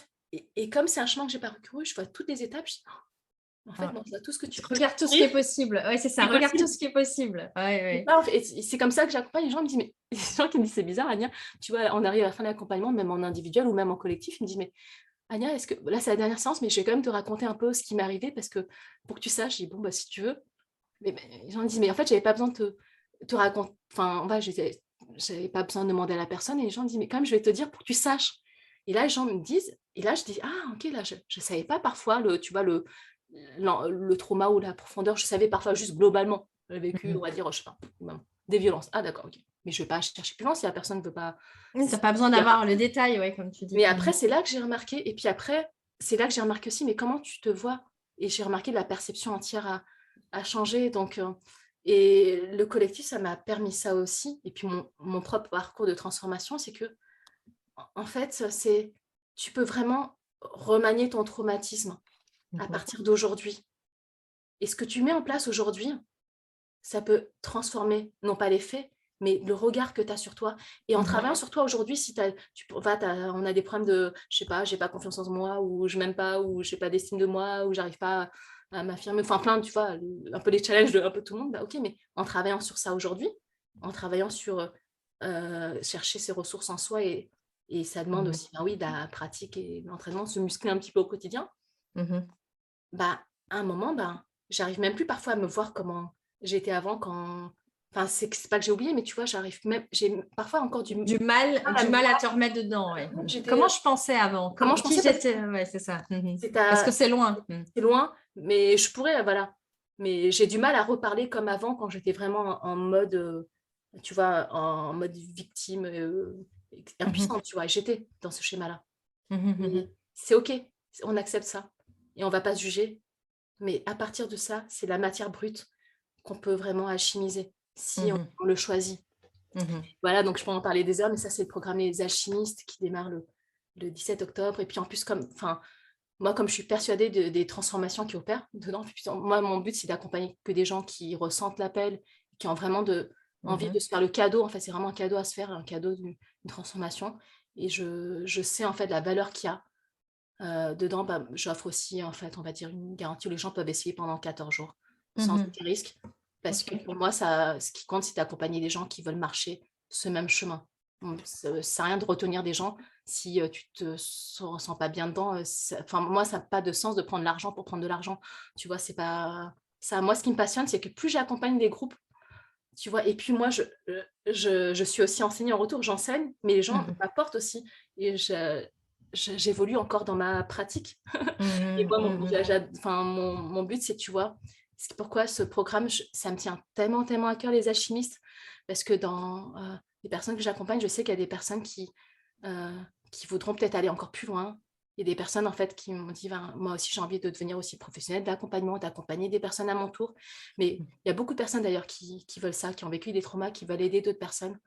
Et en premier lieu, ça commence par guérir ses blessures parce qu'à mon sens, on ne peut pas accompagner de la meilleure des façons ou de la façon la plus écologique pour soi et la plus écologique pour l'autre aussi. Si on Mmh. ne guérit pas ses blessures, sinon on risque de faire des Les transferts et des transferts, oui, transferts. c'est ça. Et ce Mmh. qui me passionne, c'est que tu vois, je dis, waouh, je permets à des personnes un chemin de libération qu'elles s'offrent et que j'avance avec elles et de savoir qu'elles font un chemin de guérison profonde et qu'après, elles vont elles-mêmes accompagner d'autres personnes. Je dis, waouh, tu vois, c'est comme si je peux accompagner encore plus de monde, tu vois? Mmh.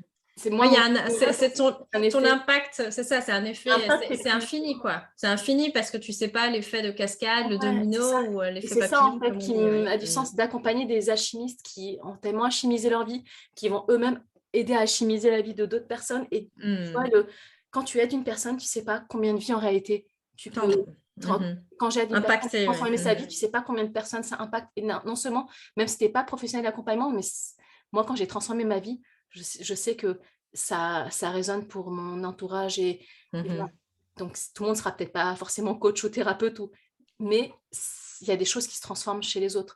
Un chemin Mmh. de transformation ne peut pas être que individuel et pour moi, c'est comme ça qu'on contribue à guérir le monde et Mmh. transformer le monde, ça commence à se guérir soi et se transformer soi et moi, ma vision, c'est parce que j'ai une grande vision pour le monde.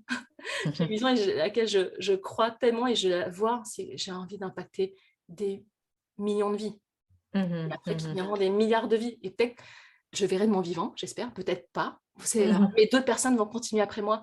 Mais j'ai cette vision-là Mmh. d'impacter à plus grande échelle et c'est pour ça que je tiens tellement au programme Les Alchimistes notamment, parce qu'il y a un effet comme ça, waouh, et il y a des personnes qui vont elles-mêmes voilà, C'est s'en ça. accompagner avec leur couleur personnelle, leur personnalité, tu vois. Mmh. Et Leur donc, unicité, leur singularité, leur ça va pas unicité, être la même chose que chacun et toi, chacune. mais c'est ça. J'ai pas de Mmh. crainte, tu vois, que les gens, ils vont copier ou toi. Non, pas du tout, parce qu'on ça tu as une histoire qui est singulière, on peut pas copier, tu vois, comme Mmh. on dit, on peut pas copier mon style d'écriture ou mon style de coaching, enfin, c'est moi, c'est qui je suis. Il y a pas de copie, chacun a son histoire. Moi, ce qui me passionne, c'est de savoir que quand on guérit des blessures et que peu importe, le gros tas de caca qu'on avait au départ, tu Mmh. vois? Et que tu peux en faire vraiment de l'or alchimique et que tu peux contribuer aussi au monde à le rendre en fait encore meilleur et encourager Mmh. d'autres personnes à se guérir, à se transformer. Je pense qu'on peut tous apporter notre pierre à l'édifice. Et moi, j'ai cette grande vision-là. Et c'est pour ça que j'ai été appelée, on va dire, à ouvrir le programme Les Alchimistes, qui était un appel fort. C'est vraiment le programme que j'aurais aimé avoir. Voilà, C'est ça, à tes 15 ans à mes ou 15 ans, à mes peut-être ouais. Mmh mh. qui est le meilleur le mix de tout ce que j'ai appris. Puis j'adore aussi accompagner en individuel parce que j'ai accompagné tellement de belles personnes aussi qui elles-mêmes aussi m'ont fait continuer. Et ce qui est beau, tu sais, j'ai terminé par ça, c'est que tu vois, les alchimistes ou les personnes que j'ai accompagnées, c'est comme une famille de cœur. Ça ne Mmh. s'arrête pas à la fin de l'accompagnement. Enfin, le groupe, il est encore là, les gens peuvent partager, mais les gens continuent à me donner des nouvelles, tu vois. Ils m'écrivent, Ouais. voilà ce que Mmh j'ai mh. mis en place, voilà ce que je fais. Les gens qui disent maintenant, bah, je me forme moi-même pour devenir professionnelle, etc. Et puis les gens sont contents de me dire, bah, tu vois, je continue le parcours parce que le but, c'est que les gens, bah, ils aient les clés pour être autonomes en Autonome. fait, et Mmh. qu'ils puissent avancer. Et Et c'est et ça, c'est ouais, c'est au-delà de donc là, le programme que tu proposes là, c'est effectivement leur donner des clés, tu disais, d'autonomie pour qu'eux-mêmes, par la suite, puissent soit choisir, parce qu'on est sur ce mot-là, hein, je crois que le mot-clé le pour choix, les ça commence par un choix. pour les auditeurs aujourd'hui de ce podcast, ça va être, choisir. Je crois que c'est le mot-clé. Et pas Choisir subir, tu vois? C'est ouais, c'est choisi, je ça. subis pas, je choisis. C'est ça, exactement. Ça va être la punchline, la pépite, le truc à retenir du podcast. Choisissez-vous en Ouais, premier, il faut choisissez choisir votre ça. guérison. Il y a aussi cette notion de faites-vous entourer si c'est le choix que vous voulez faire, mais vous pouvez le faire seul aussi. Voilà, Vous avez le droit d'être heureux parce que, enfin, ça c'est vraiment aussi on mérite un tous. choix, c'est de dire, ok, ben voilà, si je choisis et je subis pas, ben, au lieu de subir ma vie, je choisis de la vivre et tant qu'à faire, je choisis de vivre une vie heureuse. La plus belle des vies. Et au C'est contraire, ça. et tu vois, je trouve que quand tu as vécu des épreuves vraiment pas cool, mais c'est Mhm. vraiment une magnifique, on va dire, revanche, entre guillemets. Enfin, ouais, revanche sur la vie. Mhm. Mais waouh! Mais voilà, j'avais un truc vraiment, des gros challenges. Mais Et je voilà les ce ai que j'en relevés fais quand même. aujourd'hui. Mhm. Et voilà comment, tu vois, je peux alchimiser tout ça. Et que ça Mhm. ne me définit aucunement. Par contre, ça, j'en puise une force intérieure. Je peux vraiment renaître de mes cendres. Et clairement qu'aujourd'hui, ben, je ne serais pas celle que je suis, je ne serais pas arrivée dans ce métier-là. Enfin, je pense enfin, voilà, c'est aussi un peu par vocation, enfin, quelque chose, ça me passionne aussi, tu vois, de faire ça. Mais clairement, les épreuves que j'ai traversées, ben, ça fait de moi celle que je suis aujourd'hui et que je Mhm. transmets de cette façon-là parce que euh, je pourrais pas le dire de cette façon-là avec ces mêmes mots si moi-même je l'avais pas ressenti. Mmh, mmh. Et Oui, comme tu disais, c'est la différence entre, et c'est ça le propos aussi du podcast, c'est de partager des expériences parce que c'est pas quelque chose de théorique, c'est que les divergents qui viennent dans le podcast, c'est justement des personnes qui ont eu des expériences de vie, qui en ont qui ont alchimisé ça, qui ont alchimiser ça, ouais. réussi à faire le pas de côté pour pouvoir vraiment observer qu'est-ce qu'elles en ont tiré comme leçon, j'ai envie de dire, et qui, paradoxalement, ou pas, hein, parce il y a pas de... Pour moi, il y a vraiment un lien cause à effet, c'est qu'elles ont ce désir de transmettre, de partager, et ça peut prendre plein de formes, que ce soit un livre, un blog, des groupes de parole, enfin, peu Voilà, importe. de la Mais il y a chanson, de la musique, de l'art, ah, voilà. exactement, il y a ce truc, j'ai l'impression, profondément humain, en fait, que de dire, OK, ben, ce que j'ai vécu ne me définit pas, j'ai réussi à le transformer et après, il y a cette naturellement, comme avec nos enfants, on a envie de leur transmettre les valeurs, les clés, les bonnes Bien sûr, croyances, entre guillemets, qu'on a, les bonnes croyances, je mets entre guillemets bonnes croyances, mais celles qu'on a envie de leur partager pour dire, ben, celles-ci seront plus soutenantes pour cet objectif-là. Et, voilà, tout et à c'est un fait. peu le métier qu'on fait. Après, comme tu dis, il y a une vocation, mais quelque part, c'est tellement, je trouve, humain quand on a fait ce genre de chemin, de processus de transformation, qu'on a soi-même envie de dire, ben, OK, si je peux te dire, comme le Sherpa qui veut monter l'Everest, ben, va pas à droite parce que là, il y a Là, j'ai essayé, l'autre fois, je suis tombée dans le trou, mais tu peux y aller voilà, si tu veux, mais j'ai essayé le trou. c'est ça. Tu vois, c'est donner comme le contexte, donner la carte, tu vois, le plan, et de Ouais, dire, bah, regarde, là, il y a un piège, là, il y a un piège, là, il y a un piège. Libre à toi de choisir le ouais. chemin que tu veux, mais ce territoire-là, je les ai déjà dégagés pour toi, quoi. Je les ai déjà explorés pour toi, j'en suis déjà revenue. Mm. Après, tu es maître, comme tu disais, c'est toi qui choisis le Et oui, chemin que tu veux, quoi. parce que d'avoir le choix, eh ben, c'est qu'à aucun moment tu ne subis quoi que ce soit. Et tu sors Exact. de Mhm. l'impuissance pour retrouver ta puissance personnelle. C'est pour ça que j'adore le mot choix. Mhm. Et souvent, les gens me disent, non, mais j'ai rien fait, j'avais pas le choix. J'ai en fait, non, mais en fait, tu as choisi de rien faire, c'est un choix aussi. C'est C'est ça. autre chose qu'on a rien faire, c'est un choix. Un non-choix, c'est un Un choix. non-choix, c'est un choix, parfois pas conscient, mais c'est un choix. Mais mettre le mot choix, je pense que c'est Mhm. vraiment un des mots les plus puissants dans ma vie quand je me dis, mais en fait, je choisis de faire autrement, je choisis de me Mhm. libérer, je choisis de me faire accompagner ou je choisis, voilà, enfin, à chaque fois que j'ai réalisé que je choisissais dans ma vie, parfois, j'ai pas fait toujours le meilleur choix, j'ai dit, ah, j'ai fait ce choix, ça m'a fait mal, mais bon, je vais choisir autre chose alors. Mais j'ai appris quand même que là, ça, c'était une grosse épine. Mais Mhm. j'ai pas subi, j'aurais pu dire, non, mais voilà, c'est à cause de trucs ou machin, où je suis victime, J'étais obligée. obligée, ou j'ai pas. Non, non, en fait, non, j'ai choisi. Et c'était peut-être pas le meilleur choix, mais si j'ai fait ce choix, c'est que j'avais certainement un truc à apprendre. Et j'ai Mhm. choisi, j'ai expérimenté des voies de souffrance aussi. Mhm. Et là, ok, donc je vais peut-être apprendre aussi aux gens que j'accompagne. J'ai essayé ça, mais vous en faites ce que vous voulez, mais moi, j'ai souffert. C'est ça. Mhm. Après, libre à vous d'essayer, mais parfois, ben, ça nous enseigne aussi, quel que soit le choix. C'est clair. Moi, chaque pas dans mon parcours m'a enseigné et je continue encore à être enseignée. Et j'enseigne ce que j'ai appris et je suis enseignée aussi en retour et je transmets. Mais ça, c'est pour ça que voilà, je parle de mentor parce que c'est vraiment ça, je continue encore ce chemin-là. Mhm. C'est Mhm. pas juste, je vous apprends des trucs que j'ai appris en théorie dans mes bouquins de coaching et de formation. C'est ça. J'aurais pu être juste, tu vois, Formatrice, quoi. rechercher, voilà, formatrice, mais pour moi, c'était être mentor, c'est un chemin, enfin, ça s'invente pas et c'est plus en profondeur pour dire, ben, venez Mmh. marcher avec moi, voilà. Mais vous êtes libre à chaque moment. Vous n'êtes pas obligé de faire ce que je dis. Et Mmh. marchez en tout cas, essayez et testez. Puis si vous trouvez mieux, bah, partagez-le moi et partagez aux alchimistes. Et je Mmh. partage et je mets à jour et moi je dis aux gens, partagez-moi ce qui vous a aidé s'il y a mieux. Moi Mmh. j'adore apprendre. Mais c'est de la co-création, pareil. Mes accompagnements, c'est du co-coaching, comme de la co-thérapie. Et les alchimistes, c'est une co-création. Et on Mmh. avance ensemble. Et pour moi, c'est comme, enfin, c'est ça qui est le plus puissant, parce qu'on sait qu'on avance et on est entièrement libre, Mmh. autonome. Et c'est un chemin de, enfin, on retrouve sa souveraineté. Et c'est Mmh. vraiment le plus beau des cadeaux que j'ai pu me faire aussi. Voilà, tu vois, je pourrais en parler des heures. Merci beaucoup en tout cas d'avoir fait le choix d'accepter Voilà, l'invitation de mais rac merci à toi de te et, raconter et et de pouvoir, permettre aux auditeurs de justement retirer, avec toutes les tes apprentissages de les sagesse et apprentissages. puis Mais si les gens sont passionnés d'apprentissage, je peux vous inviter aussi à me suivre sur YouTube. J'ai ma chaîne YouTube, voilà, j'ai terminé mmh par mh. ça, qui s'appelle Mmh. Anya Tsai. Et en fait, depuis mes challenges dernièrement, tu C'est vois, ça. 2 mois Mmh. et quelques, à un moment, ma triple résilience, j'étais tellement persuadée que j'avais pas de doute que j'allais guérir à un moment. Mais je sais pas forcément quand, j'ai pas la date, hein. Ouais. Je connais tellement le processus de résilience parce que je l'incarne au quotidien et je l'applique. Je dis, mais ok, je vais faire un challenge live sur 1 an. Pendant 1 an, j'emmène les gens avec moi. Pendant Mmh. un live pendant 365 jours, où je vous emmène avec moi au cœur de la résilience Mmh. alchimique et je vous montre concrètement ce que je mets en place. Il y a des jours où j'étais challengée. Quand j'ai commencé en juillet, j'étais en plein cœur des douleurs et Mmh. ce matin, j'ai pleuré. Vous savez, c'était dur. Ou là, ce matin, où c'était challengeant, mais je partage. Mais j'ai tellement foi en moi, je sais que j'ai Mmh. pas peur de montrer cette vulnérabilité parce que dedans, je montre en fait le chemin que je fais parce que j'incarne vraiment. Enfin, ça, je peux pas l'inventer, tu vois, mais C'est ça. je vous Mmh. montre au jour le jour. Et oui, parfois c'est challengeant, mais demain est un autre jour et je continue d'avancer.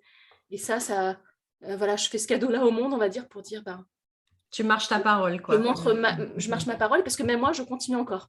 Mmh Et mh. donc, Mmh je mh. vous invite à me suivre sur ces lives si vous voulez avancer un chemin, voilà, Génial. Écoute, d'apprentissage. je vais mettre de toute façon, je mettrai tous les liens, dans la description du podcast, comme ça les personnes pourront, te suivre, que ce soit, sur ton blog, sur ta chaîne YouTube, dans tes programmes d'accompagnement. Mais en Voilà. tout cas, c'est clair, ils auront les ressources pour pouvoir te contacter, Ah, mais je si peux ils t'offrir ressentent aussi l'appel. je vais offrir un petit dernier cadeau. Moi, j'adore faire des cadeaux aux personnes. Je ferai un Go. dernier cadeau aux personnes, voilà, qui écoutent. Moi, j'offre un journal de résilience, en fait.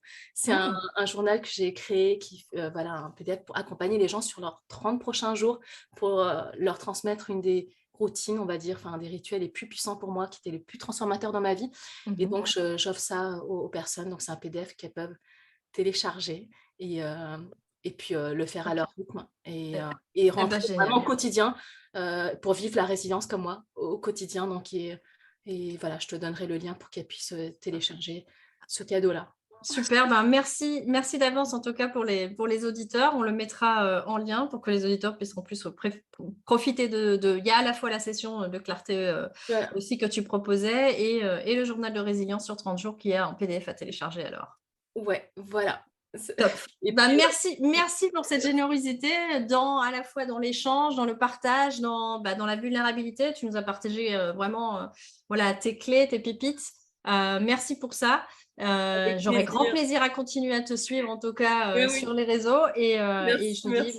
à très, très bientôt. Au revoir. Bisous.